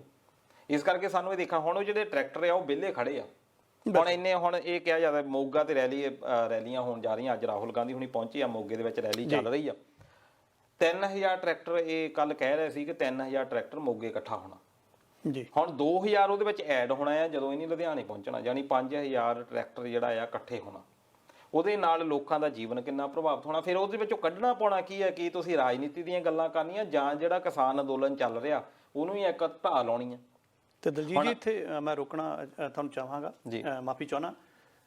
ਰੈਲੀਆਂ ਨੀਲੇ ਝੰਡੇ ਚੱਕ ਕੇ ਕਹਿੰਦੇ ਅਸੀਂ ਚਿੱਟਿਆਂ ਨੂੰ ਨਿਕਲਣ ਲੱਗੇ ਆ, ਚਿੱਟੇ ਝੰਡੇ ਚੱਕ ਕੇ ਵਾਲੇ ਕਹਿੰਦੇ ਅਸੀਂ ਨੀਲਿਆਂ ਨੂੰ ਨਿਕਲਣ ਲੱਗੇ ਆ, ਕੋਈ ਚਲੋ ਸੰਤਰੀ ਵੀ ਝੰਡੇ ਚੱਕੀ ਫਿਰਦੇ ਆ। ਪਰ ਮਸਲਾ ਇਹ ਹੈ ਕਿ ਤੁਸੀਂ ਪੰਜਾਬ ਦੇ ਇੱਕ ਕੋਨੇ ਚੋਂ ਨਿਕਲ ਕੇ ਦੂਜੇ ਕੋਨੇ 'ਚ ਜਾ ਕੇ ਉੱਥੇ ਕਰਦੇ ਹੋ ਜੀ ਹਲਾ ਲਲਾ, ਉਹਦਾ ਫਾਇਦਾ ਕੀ ਆ? ਇਹ ਤਾਂ ਸਾਰੇ ਇਕੱਠੇ ਹੋ ਕੇ ਜਾਣੇ ਚਾਹੀਦੇ ਸੀਗੇ ਦਿੱਲੀ ਨੂੰ। ਬਿਲਕੁਲ, ਦੇਖੋ ਦਿੱਲੀ ਦੇ ਵਿੱਚ ਵੀ ਜਿਹੜੇ ਇਹ ਮਸਲੇ ਆ ਇਹ ਪਾਰਲੀਮੈਂਟ ਦੇ ਵਿੱਚ ਰੂਲ ਬਣਿਆ, ਪਾਰਲੀਮੈਂਟ ਦੇ ਵਿੱਚ ਹੀ ਤੁਸੀਂ ਹਟਾ ਸਕਦੇ ਹੋ। ਤੁਸੀਂ ਸਭ ਤੋਂ ਪਹਿਲਾਂ ਤਾਂ ਇਹ ਹੈ ਕਿ ਤੁਸੀਂ ਲੋਕਾਂ ਨੂੰ ਜਾਗਰੂਕ ਕਰੋ ਕਿ ਅਗਲੀਆਂ ਜਿਹੜੀਆਂ ਚੋਣ ਆਉਣੀਆਂ ਜੀ ਉਹਦੇ ਵਿੱਚ ਲੋਕ ਜਿਹੜੇ ਤੁਹਾਡੇ MLA MP ਆਉਂਦੇ ਆ ਉਹਨਾਂ ਤੋਂ ਵਾਅਦਾ ਇਹ ਲਓ ਕਿ ਤੁਸੀਂ ਇਹ ਜਿਹੜਾ ਬਿੱਲ ਹੋਏ ਆ ਪਾਸ, ਇਹਨਾਂ ਨੂੰ ਸਭ ਤੋਂ ਪ੍ਰਾਇਓਰਟੀ ਦੇ ਆਧਾਰ ਦੇ ਉੱਤੇ ਇਹਨਾਂ ਨੂੰ ਕਰਾਉਂਗੇ, ਖਤਮ ਕਰਾਉਂਗੇ। ਤੇ ਫਿਰ ਦੂਜਾ ਹੈਗਾ ਕਿ ਸੁਪਰੀਮ ਕੋਰਟ, ਅੱਜ RJD ਜਿਹੜਾ ਆਪਾਂ ਲਾਲੂ ਪ੍ਰਸ਼ਾਦ ਯਾਦਵ ਨੂੰ ਕਰਪਟ ਕਹਿ ਦਈਦਾ, ਉਹਨਾਂ ਦੇ ਬੰਦੇ ਜਿਹੜੇ ਪਹੁੰਚ ਗਏ ਸੁਪਰੀਮ ਕੋਰਟ ਦੇ ਵਿੱਚ, ਸਾਡੇ ਬੰਦੇ ਅਜੇ ਕੇਸ ਤਿਆਰ ਕਰ ਰਹੇ ਆ, ਉਨੀ ਬੰਦਿਆਂ ਨੇ ਕੇਸ ਲਾ ਦਿੱਤਾ ਆ ਵੀ ਇਹ ਜਿਹੜਾ ਪਾਰਲੀਮੈਂਟ ਦੇ ਵਿੱਚ ਐਕਟ ਆਇਆ ਇਹਨੂੰ। ਹੁਣ ਦੂਜੇ ਪਾਸੇ ਇੱਕ ਨਵਾਂ ਚੱਲ ਪਿਆ ਕਿ ਗ੍ਰਾਮ ਸਭਾ ਨੂੰ ਜਿਹੜਾ ਆ ਉਹਦੇ ਵਿੱਚ ਕੀਤਾ ਜਾਵੇ, ਨੋ ਡਾਊਟ, ਕਿਉਂਕਿ ਪਾਰਲੀਮੈਂਟ ਬਿੱਲ ਆ ਉਹ ਗ੍ਰਾਮ ਸਭਾ ਨਹੀਂ ਕਰ ਸਕਦੀ। ਗ੍ਰਾਮ ਸਭਾ ਇਹ ਹੋ ਗਿਆ ਕਿ ਵਿਰੋਧ ਦਾ ਜਰਾਉਣ ਦਾ ਇੱਕ ਤਰੀਕਾ ਹੈਗਾ ਕਿ ਤੁਸੀਂ ਸੁਪਰੀਮ ਕੋਰਟ ਦੇ ਵਿੱਚ ਜਾਣਾ ਆ, ਉੱਥੇ ਆਪਣੇ ਜਿਹੜੇ ਪ੍ਰੂਫ ਆ ਉਹ ਲੈ ਕੇ ਜਾਓ। ਇੱਕ ਪ੍ਰੋਗਰਾਮ ਲੈ ਕੇ ਜਾ ਸਕਦੇ, ਗ੍ਰਾਮ ਸਭਾ ਬਾਰੇ ਆਪਾਂ ਕਾਫੀ ਡਿਟੇਲ ਦੇ ਵਿੱਚ ਗੱਲ ਕੀਤੀ ਸੀ। ਹੁਣ ਉਹ ਜਿਹੜੀਆਂ ਚੀਜ਼ਾਂ ਆ ਉਹਦੇ ਬਾਰੇ ਸਾਨੂੰ ਕਾਨੂੰਨੀ ਇਹਦੇ ਮਫਾਦ ਦੇਖਣੇ ਪੈਣੇ ਆ। ਹੁਣ ਇਹਦੇ ਵਿੱਚ ਤਾਂ ਇਹ ਚੱਲ ਪਿਆ ਕਿ ਕਾਂਗਰਸ ਚਾਹੁੰਦੀ ਆ ਕਿ ਅਸੀਂ ਲੈ ਲਈਏ ਉਹਦਾ ਕ੍ਰੈਡਿਟ, ਅਕਾਲੀ ਕਹਿੰਦੇ ਆ ਜਿਹੜੇ ਹੁਣ ਤੱਕ ਉਹਦੀ ਪ੍ਰੋੜਤਾ ਕਰਦੇ ਰਹੇ ਆ ਉਹ ਕਰੇ ਅਸੀਂ ਕ੍ਰੈਡਿਟ ਲੈ ਲਈਏ। ਪਰ ਜਿਹੜੀਆਂ ਜਥੇਬੰਦੀਆਂ ਹੁਣ ਤੱਕ ਲੱਗੀਆਂ ਹੋਈਆਂ ਆ, ਜਿਹੜੇ ਕਿਸਾਨ ਆ ਜਿਨ੍ਹਾਂ ਦਾ ਪੈਸੇ ਨਾਲ ਕੋਈ ਮਫਾਦ ਨਹੀਂ, ਜਿਹੜੇ ਕਿਸਾਨਾਂ ਦੇ ਹਿੱਤਾਂ ਦਾ ਸੋਚ ਰਿਹਾ, ਪਰ ਉਸ ਜਿਹੜੇ ਅੰਦੋਲਨ ਨੂੰ ਤਾਂ ਢਾਹ ਲੱਗ ਰਹੀ ਆ। ਹੁਣ ਤੁਸੀਂ BJP ਦੇ ਕੱਲ ਹਰਦੀਪ ਪੁਰੀ ਉਹਨਾਂ ਦੀ ਇੰਟਰਵਿਊ ਦੇਖ ਲਓ, ਸੋਮ ਪ੍ਰਕਾਸ਼ ਬੋਲ ਰਹੇ ਸੀ ਆਪਣੇ ਹੁਸ਼ਿਆਰਪੁਰ ਤੋਂ, ਜਿਹੜੇ MP ਹੈਗੇ ਆ ਤੇ ਮਿਨਿਸਟਰ ਵੀ ਹੈਗੇ ਆ, ਉਹ ਵੀ ਇਹ ਕਹਿ ਰਹੇ ਸੀ ਕਿ ਅਕਾਲੀ ਤਾਂ ਸਾਡੀ ਕਹਿ ਰਿਹਾ ਹੱਕ ਵਿੱਚ ਸੀ, ਉਹ ਅਕਾਲੀਆਂ ਨੂੰ ਭੰਡ ਰਹੇ। ਪਰ ਹੁਣ ਉਹੀ ਅਕਾਲੀ ਜੋ ਸੜਕਾਂ ਦੇ ਵਿੱਚ ਆਉਂਦੇ ਆ ਉਹਦੇ ਨਾਲ ਕੀ ਮਤਲਬ ਹੋਇਆ ਕਿ ਇਹ ਤਾਂ ਦੋਗਲੇ ਚੱਲ ਰਹੇ ਆ। ਹੁਣ ਤੁਸੀਂ ਨੈਸ਼ਨਲ ਲੈਵਲ ਦੇ ਉੱਤੇ ਉਹਨੂੰ ਕਿੱਦਾਂ ਕੰਡੈਮ ਕਰੋਗੇ? ਫਿਰ ਕਾਂਗਰਸ ਦੀ ਗੱਲ ਕਰ ਲਈਏ, ਫਿਰ ਇਹ ਜਿਹੜਾ ਵਾਕਾ ਚੱਲ ਰਿਹਾ ਇਹ ਤਾਂ ਫਿਰ ਸਿਰਫ ਕੁਰਸੀ ਦਾ ਵਾਕਾ ਹੋ ਗਿਆ ਨਾ। ਕੋਈ ਤੁਸੀਂ ਜਿਹੜਾ ਕਿਸਾਨੀ ਦਾ ਹਰਾ ਝੰਡਾ ਆ ਉਹਦੇ ਥੱਲੇ ਬੈਠਣਾ ਤਾਂ ਪਸੰਦ ਨਹੀਂ ਕਰ ਰਹੇ। ਬਿਲਕੁਲ, ਜਦ ਕਿ ਹੋਣਾ ਤਾਂ ਇਹ ਚਾਹੀਦਾ ਤੁਸੀਂ ਇੱਕ ਝੰਡਾ ਲੈਂਦੇ, ਭਾਵੇਂ ਕੋਈ ਵੀ ਰੱਖ ਲੈਂਦੇ। ਜੇ ਤੁਹਾਨੂੰ ਹਰੇ ਤੋਂ ਹੀ ਪ੍ਰੋਬਲਮ ਹੈ ਉਹਨੇ ਮੰਨ ਜਾਣਾ ਸੀ ਕਿਸਾਨਾਂ ਨੇ, ਉਹਨਾਂ ਨੂੰ ਕਹਿ ਦਿੰਦੇ ਵੀ ਆਪਾਂ ਇੱਕ ਝੰਡੇ ਥੱਲੇ ਬੈਠਣਾ, ਤੁਸੀਂ ਆਪਣਾ ਪਹਿਲਾਂ ਰੱਖੋ, ਇੱਕ ਨਵਾਂ ਕੋਈ ਰੱਖ ਲਓ। ਬਥੇਰੇ ਰੰਗ ਆ ਦੁਨੀਆ ਦੇ ਵਿੱਚ, ਤੁਸੀਂ ਆਹ ਜੀ ਝੰਡਾ ਰੱਖ ਲਓ, ਕਿਸਾਨਾਂ ਨੂੰ ਮੰਨ ਜਾਣਾ ਸੀ ਕਿਉਂਕਿ ਉਹਨਾਂ ਦੀਆਂ ਸਮੱਸਿਆਵਾਂ ਆ। ਪਰ ਲੋੜ ਤਾਂ ਇੱਥੇ ਇਹ ਸੀ ਕਿ ਸਾਰੇ ਅੱਜ ਜੇ ਰੈਲੀ ਕੀਤੀ ਸੀ, ਰਾਹੁਲ ਗਾਂਧੀ ਵੀ ਆਏ ਸੀ, ਵੈਲਕਮ ਆ, ਕੋਈ ਗੱਲ ਨਹੀਂ, ਆਏ ਸੀ। ਨਾਲੇ ਹੀ ਉਹ ਕਹਿੰਦੇ ਵੀ ਸੁਖਬੀਰ ਬਾਦਲ ਸਿੰਘ ਤੂੰ ਵੀ ਆ ਇੱਥੇ, ਆਪਣਾ ਏਜੰਡਾ ਤਾਂ ਇੱਕੋ ਹੀ ਆ, ਆਪਾਂ ਵਿਰੋਧ ਕਰ ਰਹੇ ਹਾਂ BJP ਦੇ, ਆਪਾਂ ਖਿਲਾਫ ਆ। ਫਿਰ ਆਪਾਂ ਵੱਖਰੇ ਕਿਉਂ ਆ? ਜੇ ਆਪਾਂ ਵੱਖਰੇ ਆ ਆਪਣੀ ਤਾਕਤ ਨਹੀਂ, ਜੇ ਆਪਾਂ ਇਕੱਠੇ ਆ। ਅੱਜ ਚਾਹੀਦਾ ਤਾਂ ਇਹ ਸੀ ਕਿ ਆਪਾਂ ਇੱਕ ਰੈਲੀ ਕਰਦੇ, ਆਪਾਂ ਇੱਕ ਉਹ ਦਿਨ ਰੱਖਦੇ ਵੀ ਦੱਸੋ ਤੁਹਾਨੂੰ ਕਿਹੜਾ ਸੂਟੇਬਲ ਹੈ, ਤੁਸੀਂ ਆਪਣੇ ਵਰਕਰ ਵੀ ਲਿਆਓ। ਦਲਜੀਤ ਜੀ ਜਿਹੜੇ ਬੁੱਧੀਜੀਵੀ ਵਰਗ ਆ, ਜੇ ਆਪਾਂ ਕਹਿ ਲਈਏ ਵੀ ਕਿਸਾਨ ਹੁਣ ਜਾਣਦਾ ਨਹੀਂ ਹੈਗਾ, ਸਕਿੰਟ ਲਾਉਂਦੇ ਨੇ, ਗੂਗਲ ਕਰਦੇ ਨੇ, ਵੱਡੇ ਅੰਗਰੇਜ਼ੀ ਦੇ ਆਰਟੀਕਲ ਟ੍ਰਾਂਸਲੇਟ ਕਰਕੇ ਸਭ ਪਤਾ ਲੱਗ ਜਾਂਦਾ ਕੀ ਹੋਣ ਡਿਆ ਆ। ਇਹਦਾ ਮਤਲਬ ਜਿਸ ਤਰ੍ਹਾਂ ਤੁਸੀਂ ਕਿਹਾ ਕਿ ਚਾਹੀਦਾ ਰਹਿ ਸਕਦਾ ਵੀ ਇੱਕ ਝੰਡੇ ਥੱਲੇ ਇਕੱਠੇ ਹੁੰਦੇ ਤਾਂ ਕਿ ਸ਼ਕਤੀ ਪ੍ਰਦਰਸ਼ਨ ਸਹੀ ਮਾਇਨੇ ਦੇ ਵਿੱਚ ਜਾਂਦਾ। ਤੇ ਇਹਦਾ ਮਤਲਬ ਇਹ ਹੋਇਆ ਕਿ ਕਿਸਾਨਾਂ ਦੇ ਵਿੱਚ ਫਿਰ ਉਹੀ ਪਾੜੇ ਵਾਲਾ ਕੰਮ ਹੋਣਾ ਸ਼ੁਰੂ ਹੋ ਗਿਆ ਕਿ ਇਹਨੂੰ ਕੋਈ ਹੋਰ ਨਵੀਂ ਦਿਸ਼ਾ ਦੇ ਕੇ ਖਤਮ ਕਰ ਦੋ। ਹੁਣ ਤੁਸੀਂ ਅੰਦਾਜ਼ਾ ਲਾਓ ਕਿ ਇਸ ਗੱਲ ਨੂੰ 10-12 ਦਿਨਾਂ ਦੇ ਵਿੱਚ ਤੁਸੀਂ ਸਾਰਾ ਇੱਕ ਦਿਨ ਦਾ ਤੁਸੀਂ ਕੱਢ ਲਓ ਜੀ ਕਿ ਅੱਜ ਦਾ ਜਿਹੜਾ ਆ ਕਿੰਨੇ ਲੋਕੀ ਉਹਦੀ ਪੜਚੋਲ ਕਰ ਰਹੇ ਆ। ਜਿਸ ਦਿਨ ਇਹ ਪਹਿਲੇ ਦਿਨੇ ਹੋਇਆ ਸੀ, ਦੇਵ ਸਿੱਧੂ ਸਾਡੇ ਨਾਲ ਪ੍ਰੋਗਰਾਮ ਕਰ ਰਹੇ ਸੀ, ਉਸ ਦਿਨ ਵੀ ਅਸੀਂ ਇਹੀ ਗੱਲ ਕਰ ਰਹੇ ਸੀ ਕਿ ਜਿੰਨਾ ਇਹ ਲੰਬਾ ਗਿਆ ਉਨਾ ਹੀ ਲੋਕਾਂ ਨੇ ਟੁੱਟਣਾ। ਬਿਲਕੁਲ, ਜਿੰਨੇ ਤੁਸੀਂ ਛੇਤੀ ਇਕੱਠੇ ਹੋ ਜਾਓਗੇ, ਉਨਾ ਛੇਤੀ ਸਾਨੂੰ ਇਹਦਾ ਫਲ ਮਿਲ ਸਕਦਾ ਆ। ਪਰ ਸਰਕਾਰਾਂ ਵੀ ਦੇਖ ਰਹੀਆਂ ਆ, ਉਹ ਕੇਂਦਰ ਸਰਕਾਰ ਸਭ ਕੁਝ ਉਹਨਾਂ ਨੇ ਪਹਿਲਾਂ ਹੀ ਹਿਸਾਬ ਕਿਤਾਬ ਲਾਇਆ। ਤੇ ਦਲਜੀਤ ਜੀ ਫਿਰ ਇਹਦਾ ਇੱਕ ਸੌਖਾ ਹੱਲ ਕੀ ਹੋ ਸਕਦਾ? ਹੱਲ ਇਹ ਨਹੀਂ ਕਿ ਇਹ ਸਮੱਸਿਆ ਕਿੱਦਾਂ ਨਜਿੱਠਣੀ ਹੈ, ਤਾਂ ਲੰਮੀ ਸਮੱਸਿਆ ਆ ਕਿ ਇਹ ਜਿਹੜੀਆਂ ਪਾਰਟੀਆਂ ਆਪਣਾ ਝੰਡਾ ਲੈ ਕੇ ਦਰਸਾ ਤਾਂ ਇਹ ਰਹੀਆਂ ਕਿ ਅਸੀਂ ਤੁਹਾਨੂੰ ਇਨਸਾਫ ਦਿਵਾਉਣ ਲੱਗੇ, ਜਦ ਕਿ ਉਹਨਾਂ ਇਨਸਾਫ ਨਹੀਂ ਹੋਣਾ ਹੈਗਾ ਕਿਉਂਕਿ ਬਿੱਲ ਪਾਸ ਹੋ ਗਏ ਆ। ਇਹਨਾਂ ਜਿਹੜੇ ਪਾਰਟੀਆਂ ਦੇ ਆਗੂ ਵੱਡੀਆਂ ਵੱਡੀਆਂ ਰੈਲੀਆਂ ਏਸੀ ਗੱਡੀ 'ਚ ਆਉਂਦੇ ਨੇ, ਆਪ ਲੰਘ ਜਾਂਦੇ, ਛਿੱਤਰ ਵੱਧਦਾ ਉਹਨਾਂ ਦੇ ਕਾਰਕੁਨਾਂ ਦੇ ਉੱਪਰ, ਇਹਨਾਂ ਨੂੰ ਇੱਕ ਮੰਚ ਤੇ ਕਿੱਦਾਂ ਇਕੱਠੇ ਕੀਤਾ ਜਾ ਸਕਦਾ? ਨਹੀਂ, ਮੰਚ ਤੇ ਤਾਂ ਨਹੀਂ ਇਕੱਠੇ ਹੋਣਾ, ਸਿਰਫ ਇਹ ਆ ਕਿ ਸਾਰਿਆਂ ਦੀ ਵਾਰਤਾਲਾਪ ਚੱਲ ਰਹੀ ਹੋਣੀ ਆ ਬੀਜੇਪੀ ਦੇ ਨਾਲ ਜੀ। ਸਿਰਫ ਹੁਣ ਇਹ ਆ ਕਿ ਉਹਨਾਂ ਨੇ ਦੇਖੋ ਜਦੋਂ ਇਦਾਂ ਹੀ ਅੰਦੋਲਨ ਚੱਲਦੇ ਆ, ਸੈਂਟਰ ਸਰਕਾਰ ਨੂੰ ਵੀ ਪਿੱਛੇ ਹਟਣਾ ਪੈਣਾ, ਉਹਨਾਂ ਨੂੰ ਵੀ ਕੋਈ ਨਾ ਕੋਈ ਰਿਆਇਤ, ਕੋਈ ਨਾ ਕੋਈ ਜੋ ਉਹਨਾਂ ਦੀਆਂ ਮੰਗਾਂ ਉਹਨਾਂ ਚੋਂ ਇੱਕ ਦੋ, ਚਾਹੇ ਸਾਰੀਆਂ ਨਹੀਂ, ਇੱਕ ਦੋ ਸ਼ਾਇਦ ਕਹਿ ਦੇਣ ਕਿ ਆਹ ਪ੍ਰਾਈਸ ਜਿਹੜਾ ਮੈਕਸਿਮਮ ਪ੍ਰਾਈਸ ਦੀ ਗੱਲ ਆ ਮੇਨ, ਕਿ ਆਹ ਆਪਾਂ ਗੱਲ ਕਰਨੀ ਆ। ਉਸ ਤੋਂ ਬਾਅਦ ਕ੍ਰੈਡਿਟ ਕੀ ਲੈਣਾ ਆ? ਉਸ ਤੋਂ ਬਾਅਦ ਫਿਰ ਸਾਰਿਆਂ ਨੇ ਕਹਿਣਾ ਜੀ ਇਹ ਸਾਡੇ ਅੰਦੋਲਨ ਕਰਕੇ ਹੋਇਆ, ਵੀ ਇਕੱਲੇ ਕਿਤੇ ਕਿਸਾਨ ਨਾ ਲੈ ਜਾਣ, ਕਿਸਾਨਾਂ ਦਾ ਉਹਦੇ ਕੋਲ ਉਹ ਪਾਰਟੀਆਂ ਨੂੰ ਕੋਈ ਬੈਨੀਫਿਟ ਨਹੀਂ ਹੋਣਾ ਜੇ ਇਕੱਠੇ ਵੀ ਹੋ ਜਾਣ ਤਾਂ। ਇਸ ਕਰਕੇ ਉਹ ਜਿਹੜੀ ਗੱਲ ਦੇਖ ਰਹੇ ਆ, ਕਿਉਂਕਿ ਐਂਡ ਆਫ ਦਾ ਡੇ ਤਾਂ ਇਹੀ ਨਿਕਲਣਾ ਕਿ ਕੋਈ ਨਾ ਕੋਈ ਇਹਦਾ ਹੱਲ ਕੱਢੋ। ਸਰਕਾਰਾਂ ਵੀ ਇਸ ਵੇਲੇ ਲੱਗੀਆਂ ਹੋਈਆਂ ਆ ਕਿ ਜਿਹੜੀ ਗੱਲ ਦੋਨਾਂ ਧਿਰਾਂ ਨੂੰ ਬਰਾਬਰ ਬੈਠ ਜਾਵੇ। ਤੇ ਦੂਜਾ, ਜੇ ਨਹੀਂ ਉਹਦਾ ਮਸਲਾ ਹੁੰਦਾ ਫਿਰ ਅਦਾਲਤ ਹੈਗੀ ਆ, ਪਰ ਅਦਾਲਤਾਂ ਦੇ ਵਿੱਚ ਕਦੋਂ ਡਿਸੀਜਨ ਆਉਂਦਾ ਆ ਉਹ ਫਿਰ ਦੇਖਣ ਵਾਲੀ ਗੱਲ ਆ ਕਿ ਕਦੋਂ ਤੱਕ ਕਿੰਨਾ ਪੈਂਡਿੰਗ ਹੋ ਜਾਂਦਾ। ਹੋ ਸਕਦਾ ਹੈ ਕਿ ਕੁਝ ਸਾਲ ਇਹ ਬਹੁਤ ਵਧੀਆ ਤਰੀਕੇ ਦੇ ਨਾਲ ਚੁਕਾਈ ਹੁੰਦੀ ਰਹੇ, ਖਾਸ ਤੌਰ ਤੇ ਕਿਉਂਕਿ ਪੰਜਾਬ ਹਰਿਆਣੇ ਨੂੰ ਤਾਂ ਮੇਨ ਕਣਕ ਤੇ ਝੋਨੇ ਦੇ ਨਾਲ ਹੀ ਆ, ਵਧੀਆ ਪ੍ਰਾਈਸ ਮਿਲ ਗਿਆ। ਇਹ ਕਨਸੋਆਂ ਤਾਂ ਪਹਿਲਾਂ ਹੀ ਮੇਰੇ ਖਿਆਲ ਹੁਣ ਜਾਣਦੇ ਨੇ, ਕਹਿੰਦੇ 2 ਸਾਲ ਤਾਂ ਤੁਹਾਨੂੰ ਮਿੱਠੀ ਗੋਲੀ ਮਿਲ ਜੂਗੀ, ਤੇ ਉਸ ਤੋਂ ਬਾਅਦ ਫਿਰ ਉਹ ਥੋੜਾ ਜਿਹਾ ਹੋਣਾ ਵੀ ਇਹ ਤਾਂ ਵਧੀਆ ਹੈ ਪਹਿਲਾਂ ਨਾਲੋਂ, ਕਿਉਂਕਿ ਮੰਡੀਕਰਨ ਉਹ ਤਾਂ ਫਿਰ ਚਿੱਟਾ ਹੱਥੀ ਹੋ ਜਾਏਗਾ ਨਾ, ਉਹ ਤਾਂ ਨਿਕਲ ਜਾਏਗਾ ਬਾਅਦ ਦੇ ਵਿੱਚ ਕੀ ਹੋਣਾ ਆ। ਇਸ ਕਰਕੇ ਉਹ ਕਿਸਾਨ ਜਿਹੜੇ ਆ ਉਹ ਵੀ ਇਸ ਗੱਲੋਂ ਚਿੰਤਤ ਹੈਗੇ ਆ ਕਿ ਉਸ ਤੋਂ ਬਾਅਦ ਕੀ। ਹਾਂ ਬਿਲਕੁਲ, ਸਾਨੂੰ ਤਾਂ ਇਹ ਚਾਹੀਦੀ ਆ ਕਿ ਸਾਨੂੰ ਸਾਡੀ ਜਿਹੜੀ ਫਸਲ ਆ, ਅਸੀਂ ਇੰਨਾ ਕੁਝ ਕਰਦੇ ਆ, ਬਾਅਦ ਚ 2-3 ਸਾਲ ਸਾਤੋਂ ਖਰੀਦ ਵੀ ਲਈਏ, ਉਸ ਤੋਂ ਬਾਅਦ ਦਾ ਫਿਰ ਕੀ ਆ। ਇਸੇ ਫਿਊਚਰ ਦੇ ਖਾਦਸ਼ੇ ਕਰਕੇ ਜਿਹੜੇ ਅੰਦੋਲਨ ਚੱਲ ਰਹੇ ਆ, ਤੇ ਸਰਕਾਰਾਂ ਨੂੰ ਵੀ ਚਾਹੀਦਾ ਆ ਵੀ ਉਹਨਾਂ ਦਾ ਦੇਖਣ ਦਾ ਜ਼ਰੂਰ ਕੋਸ਼ਿਸ਼ ਕਰਨ ਕਿ ਉਹਨਾਂ ਦੇ ਵੀ ਕੋਈ। ਵੈਸੇ ਵੀ ਜਿਹੜਾ ਇਹ ਸਾਰਾ ਤਾਣਾ ਬਾਣਾ ਇਸ ਵਾਰ ਸਾਡੇ ਕਿਸਾਨਾਂ ਦੇ ਉੱਪਰ ਠੋਸਿਆ ਗਿਆ, ਠੋਸਿਆ ਤਾਂ ਚਲੋ ਪਹਿਲਾਂ ਬਿਹਾਰ ਦੇ ਵਿੱਚ ਵੀ ਸੀਗਾ, ਤੁਸੀਂ ਦੇਖ ਸਕਦੇ ਹੋ ਕਿ ਕਿਹੋ ਜਿਹੀ ਤਰਾਸਦੀ ਬਣੀ ਆ।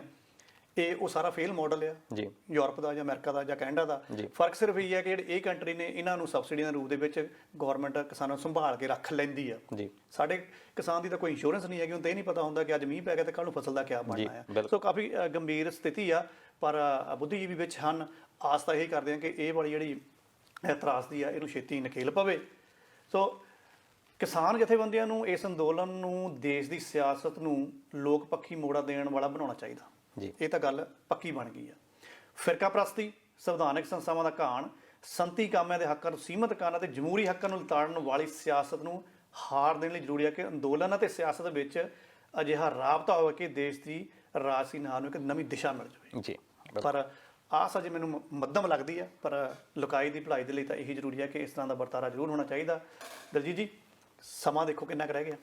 ਸਮਾਂ ਲਗਭਗ ਕੰਪਲੀਟ ਹੈ ਜੀ, ਸਮਾਂ ਕੰਪਲੀਟ ਹੈ ਜੀ। ਸੋ ਜਾਂਦੇ ਜਾਂਦੇ ਮੈਂ 2 ਵਿਸ਼ਿਆਂ ਨੂੰ ਫਿਰ ਐਦਾਂ ਹੀ ਨਸ਼ਰ ਕਰ ਦਿੰਦਾ। ਸਾਡੇ ਕੋਲ ਜਿੱਦਾਂ ਇੱਕ ਰੁਝਾਨ ਸੀਗਾ ਨਾ, ਜਦੋਂ ਇਹ ਕਿਸਾਨ ਅੰਦੋਲਨ ਸ਼ੁਰੂਆਤ ਹੋਈ ਆ ਤੇ ਅਸੀਂ ਆਈ ਸਪੋਰਟ ਫਾਰਮਰ ਫੇਸਬੁੱਕ ਦੇ ਉੱਪਰ ਫੋਟੋ ਲਾਤੀ। ਸੋ ਮੈਂ ਰੇਡੀਓ ਦੇ ਉੱਪਰ ਵੀ ਇਹ ਚੀਜ਼ ਨੂੰ ਕਾਫੀ ਖੁੱਲ੍ਹ ਕੇ ਵਿਅਕਤ ਕੀਤਾ ਸੀਗਾ ਕਿ ਦੇਖੋ, ਰੋਸ ਜ਼ਾਹਰ ਕਰ ਰਹੇ ਹੋ, ਬਹੁਤ ਚੰਗੀ ਗੱਲ ਆ, ਪਰ ਇਹ ਦੇਖੋ ਕਿ ਜਿਸ ਪਲੇਟਫਾਰਮ ਦੇ ਉੱਪਰ ਕਰ ਰਹੇ ਹੋ ਉਹਦੀ ਵੈਲਿਡਿਟੀ ਜਿੱਦਾਂ ਆਪਾਂ ਕਹਿੰਦੇ ਹਾਂ, ਸਾਰਥਕਤਾ। ਇਹ ਕੋਈ ਵਧੀਆ ਵਰਤਾਰਾ ਨਹੀਂ ਹੁੰਦਾ ਜਿਹੜਾ ਸਾਡੀ ਨਾ ਪੰਜਾਬੀ ਭਾਈਚਾਰੇ ਦੇ ਹਿੱਸੇ ਆਇਆ। ਤੇ ਇੱਕ ਸਾਨੂੰ ਬੜੀ ਅਜੀਬ ਜਿਹੀ ਪਤਾ ਨਹੀਂ ਆਦਤ ਪੈ ਗਈ ਆ, ਪਤਾ ਨਹੀਂ ਤਾਂ ਉਹ ਸਾਡੇ ਨਾਲ ਸੁਭਾਅ ਦੇ ਵਿੱਚ ਰਲ ਗਿਆ। ਕੋਈ ਵੱਡੀ ਖਬਰ ਆਉਂਦੀ ਹੈ ਪੰਜਾਬ ਦੇ ਵਿੱਚ, ਵੱਡੇ ਜਿਹੜੇ ਨਿਊਜ਼ ਚੈਨਲ ਹੈ ਜਾਂ ਅਖਬਾਰਾਂ ਜਾਂ ਕੁਝ ਵੀ ਪੇਜ ਆ, ਉਹ ਸਕਿੰਟਾਂ ਦੇ ਵਿੱਚ ਉਹ ਖਬਰ ਪੂਰੇ ਵਿਸ਼ਵ ਦੇ ਵਿੱਚ ਪਹੁੰਚਾ ਦਿੰਦੇ ਆ। ਲੇਕਿਨ ਸਾਨੂੰ ਪਤਾ ਵੀ ਲੱਗ ਗਿਆ ਕਿ 2-4 ਮਿੰਟ ਦੇ ਵਿੱਚ ਸਾਰੇ ਵਿਸ਼ਵ ਨੂੰ ਉਹ ਨਿਊਜ਼ ਮਿਲ ਗਈ ਆ, ਖਬਰ ਮਿਲ ਗਈ ਆ। ਉਦਾਹਰਨ ਲੈ ਲੈਂਦੇ ਆ ਬੀਬਾ ਸਿਮਰਤ ਕੌਰ ਬਾਦਲ ਜੀ ਦਾ ਇਸਤੀਫਾ ਆ ਗਿਆ, ਪਰ ਅਸੀਂ ਇੱਧਰ ਉੱਧਰੋਂ ਲਾਈਨਾਂ ਚੱਕ ਕੇ ਆਪਣੀ ਫੇਸਬੁੱਕ ਦੇ ਉੱਪਰ ਜ਼ਰੂਰ ਪਾਉਣੀਆਂ ਹੁੰਦੀਆਂ, ਸੋਸ਼ਲ ਮੀਡੀਆ ਤੇ ਬੀਬਾ ਦਾ ਇਸਤੀਫਾ ਹੋ ਗਿਆ ਜੀ। ਯਾਨੀ ਕਿ ਅਸੀਂ ਇਹ ਦੱਸਣਾ ਚਾਹੁੰਦੇ ਹਾਂ ਕਿ ਬਈ ਜਦੋਂ ਤੱਕ ਮੈਂ ਨਹੀਂ ਨਾ ਲਿਖਿਆ ਉਦੋਂ ਤੱਕ ਤੁਹਾਨੂੰ ਪਤਾ ਨਹੀਂ ਲੱਗਣਾ। ਹਾਂ ਬਿਲਕੁਲ। ਇਹ ਦੇਖੋ, ਇਹ ਵੈਸੇ ਤਾਂ ਇਹਨੂੰ ਚੰਗੀ ਵੀ ਗੱਲ ਕਹਿ ਸਕਦੇ ਹਾਂ, ਪਰ ਜ਼ਿਆਦਾ ਨਹੀਂ ਹੋ ਜਾਂਦੀ। ਕਈ ਲੋਕਾਂ ਦੇ ਸੁਭਾਅ ਹੈਗੇ ਆ ਫੇਸਬੁੱਕ ਨੂੰ ਜ਼ਿਆਦਾ ਯੂਜ਼ ਕਰਨਾ, ਤੇ ਮੈਨੂੰ ਲੱਗਦਾ ਕਿ ਉਹਨਾਂ ਦੀ ਮਾਨਸਿਕਤਾ ਤੇ ਡਿਪੈਂਡ ਕਰਦਾ ਕਿ ਉਹਨਾਂ ਨੂੰ ਕੀ ਚੰਗਾ ਲੱਗਦਾ। ਕਿਉਂਕਿ ਇਹ ਵੀ ਆਪਾਂ ਇੱਕ ਪਾਸੇ ਗੱਲ ਕਰਦੇ ਹਾਂ ਕਿ ਹੱਕ ਹੋਣੇ ਚਾਹੀਦੇ ਆ ਹਰ ਬੰਦੇ ਨੂੰ। ਹਰ ਜਿਹੜਾ ਦੇਸ਼ ਆ ਉਹ ਤੁਹਾਨੂੰ ਇਹ ਹੱਕ ਦਿੰਦਾ ਕਿ ਤੁਸੀਂ ਆਪਣੀ ਮਨ ਦੀ ਗੱਲ ਕਹੋ। ਇੱਥੇ ਆਸਟ੍ਰੇਲੀਆ ਵੀ ਇਹ ਕਹਿੰਦਾ ਤੇ ਇੰਡੀਆ ਵੀ ਇਹ ਕਹਿੰਦਾ, ਚਾਹੇ ਸੋਸ਼ਲ ਮੀਡੀਆ ਦੇ ਉੱਤੇ, ਅਨਲੈਸ ਕਿ ਉਹਦਾ ਕਿਸੇ ਨੂੰ ਖਰਾਬੀ ਨਾ ਹੋਵੇ। ਪਰ ਜੇ ਇਹੀ ਚੀਜ਼ ਅਸੀਂ ਟਵਿੱਟਰ ਦੇ ਉੱਪਰ ਟਵੀਟ ਕਰਕੇ ਉਸ ਅਦਾਰੇ ਨੂੰ ਸਿੱਧੀ ਹੈਸ਼ਟੈਗ ਕਰੀਏ, ਉਹਦਾ ਅਸਰ ਸ਼ਾਇਦ ਉਹਦੇ ਬਾਰੇ ਬਿਲਕੁਲ ਉਹਦਾ ਅਸਰ ਜਿਹੜਾ ਆ ਜ਼ਰੂਰ ਹੁੰਦਾ ਆ। ਮੈਨੂੰ ਲੱਗਦਾ ਕਿ ਜਿਹੜੇ ਆਈਟੀ ਵਿੰਗ ਬਣੇ ਹੋਏ ਆ ਬਾਕੀ ਸਾਰੀਆਂ ਪਾਰਟੀਆਂ ਨੇ ਬਣਾਏ ਆ, ਈਵਨ ਕਿੱਥੇ ਆਸਟ੍ਰੇਲੀਆ ਵਿੱਚ ਹੀ ਬਣੇ ਹੋਏ ਆ, ਬੀਜੇਪੀ, ਕਾਂਗਰਸ, ਅਕਾਲੀ, ਆਮ ਆਦਮੀ ਪਾਰਟੀ ਸਾਰਿਆਂ ਨੇ ਬਣਾਏ ਹੋਏ ਆ। ਉਹ ਲਗਾਤਾਰ ਦੇਖ ਰਹੇ, ਆਪਣਾ ਪ੍ਰੋਗਰਾਮ ਵੀ ਦੇਖ ਰਹੇ ਹੋਣੇ ਕਿ ਉਹ ਕੀ ਗੱਲਾਂ ਹੋ ਰਹੀਆਂ ਆ, ਕਿਉਂਕਿ ਉਸ ਤੋਂ ਬਾਅਦ ਉਹਨਾਂ ਨੇ ਉਹ ਟਾਰਗੇਟ ਕਰਨਾ ਹੁੰਦਾ ਆ, ਉਹਦੀ ਫੇਰ ਅਪਰੋਚ ਕਿੱਦਾਂ ਘਟਾਉਣੀ ਆ, ਉਹਨਾਂ ਨੂੰ ਟਾਰਗੇਟ ਕਿੱਦਾਂ ਕਰਨਾ। ਮੀਡੀਆ ਨੂੰ ਇਦਾਂ ਹੀ ਤਾਂ ਉੱਥੇ ਚੁੱਪ ਕਰਵਾਇਆ ਹੋਇਆ ਜੀ। ਬਿਲਕੁਲ ਉਹ ਆਈਟੀ ਸੈਕਟਰ ਬਿਲਕੁਲ ਉਸੇ ਤਰੀਕੇ ਦੇ ਨਾਲ ਕੰਮ ਕਰਦਾ। ਬਾਕੀ ਤੁਹਾਡੀ ਗੱਲ ਸਹੀ ਆ ਕਿ ਕਈ ਵਾਰੀ ਕੀ ਹੁੰਦਾ, ਕੋਈ ਅੰਦੋਲਨ ਚੱਲਦਾ ਆ, ਉਹਨੂੰ ਭਰਮਾਉਣਾ ਕਿੱਦਾਂ। ਜੀ ਬਿਲਕੁਲ। ਹੁਣ ਜਿੱਦਾਂ ਇੱਕ ਪਾਸੇ ਚੈਲੰਜ ਜਿਹੜਾ ਚੱਲਦਾ ਆ ਕਿ ਆਈ ਸਪੋਰਟ ਫਾਰਮਰਸ, ਲੋਕਾਂ ਨੇ ਪਾਉਣੀ ਸ਼ੁਰੂ ਕਰ ਦਿੱਤੀ, ਪਰ ਨਾਲ ਹੀ ਇੱਕ ਪਾ ਦਿੱਤਾ ਆ ਵੀ ਕਪਲ ਚੈਲੰਜ ਉਹ ਨਾਲ ਹੀ ਇੱਕ ਕਰ ਦਿੱਤਾ ਕਪਲ ਚੈਲੰਜ ਦਾ। ਉਹ ਫਿਰ ਕਪਲ ਚੈਲੰਜ ਵੱਲ ਨੂੰ ਜ਼ਿਆਦਾ ਧਿਆਨ ਲੋਕਾਂ ਦਾ ਹੋ ਗਿਆ ਫਾਰਮਰਸ ਦੇ। ਉਹ ਜਿਹੜੇ ਆਈਟੀ ਸੈਕਟਰ, ਉਹ ਜਿਹੜੇ ਲੋਕ ਆ ਉਹ ਬੜੇ ਸਿਆਣੇ ਆ, ਉਹ ਦੇਖ ਰਹੇ ਹੁੰਦੇ ਆ ਕਿ ਢੰਗ ਜਿਹੜੀ ਸਾਈਕੋਲੋਜੀ ਆ, ਬਹੁਤ ਸਾਰੇ ਲੋਕਾਂ ਨੇ ਮਨੋਵਿਗਿਆਨ ਪੜ੍ਹਿਆ ਹੋਏਗਾ, ਮਨੋਵਿਗਿਆਨ ਦੇ ਵਿੱਚ ਇਹੀ ਗੱਲਾਂ ਸਿਖਾਈਆਂ ਜਾਂਦੀਆਂ। ਤੇ ਹੁਣ ਇਹ ਪਾਰਟੀ ਸਾਹਿਬ ਪ੍ਰਸ਼ਾਂਤ ਕਿਸ਼ੋਰ ਵਰਗੇ ਜਿਹੜੇ ਲੋਕ ਨੇ, ਉਹ ਕੀ ਕਰਦੇ ਨੇ, ਉਹ ਇਹੀ ਸਾਈਕੋਲੋਜੀ ਦੇਖਦੇ ਆ ਕਿ ਲੋਕਾਂ ਨੂੰ ਡਿਵਰਟ ਕਿੱਦਾਂ ਕੀਤਾ ਜਾ ਸਕਦਾ, ਲੋਕਾਂ ਨੂੰ ਕਿੱਦਾਂ ਭਰਮਾਇਆ ਜਾ ਸਕਦਾ। ਬਾਕੀ ਤੁਹਾਡੀ ਜਿਹੜੀ ਗੱਲ ਆ ਕਿ ਇਹ ਭਰਮਾਉਣ ਦੇ ਤਰੀਕੇ ਆ ਕਿ ਲੋਕਾਂ ਨੂੰ ਕਿੱਦਾਂ ਅਸੀਂ ਛੇਤੀ ਭਰਮਾਈਏ, ਤੇ ਪੰਜਾਬੀ ਭਰਮਾ ਹੋ ਜਾਂਦੇ ਆ, ਤੇ ਆਪਾਂ ਵੀ ਵਿੱਚ ਹੀ ਆ। ਦਲਜੀਤ ਜੀ, ਸਮਾਂ ਇਜਾਜ਼ਤ ਨਹੀਂ ਦੇ ਰਿਹਾ, ਪਰ ਅਸੀਂ ਆਪਣੇ 3 ਵਿਸ਼ੇ ਜ਼ਰੂਰ ਸਰੋਤਿਆਂ ਸਾਨੂੰ ਕਰਨ ਦੇ ਵਿੱਚ ਸਫਲ ਹੋਏ ਆ, ਤੇ ਕੁਝ ਸੁਨੇਹੇ ਵੀ ਜ਼ਰੂਰ ਸਾਨੂੰ ਕਰਨ ਦੇ ਵਿੱਚ ਸਫਲ ਹੋਏ ਆ। ਧੰਨਵਾਦ ਕਰਦੇ ਹਾਂ ਸਾਰੇ ਇੰਡੋਜ਼ ਦੇ ਸਾਡੇ ਸਰੋਤਿਆਂ ਦਾ। ਸੋ ਅਗਲਾ ਪ੍ਰੋਗਰਾਮ ਬੁੱਧਵਾਰ ਜੀ ਯਕੀਨਨ ਤੁਸੀਂ ਆਪਣੇ ਦੂਸਰੇ ਪ੍ਰੈਜ਼ੈਂਟਰ ਦੇ ਨਾਲ ਲੈ ਕੇ ਆਉਂਗੇ। ਸ਼ੁਕਰੀਆ, ਤੁਹਾਡਾ ਵੀ ਬਹੁਤ ਬਹੁਤ ਧੰਨਵਾਦ, ਤੁਸੀਂ ਟਾਈਮ ਦਿੱਤਾ। ਧੰਨਵਾਦ ਜੀ, ਥੈਂਕ ਯੂ।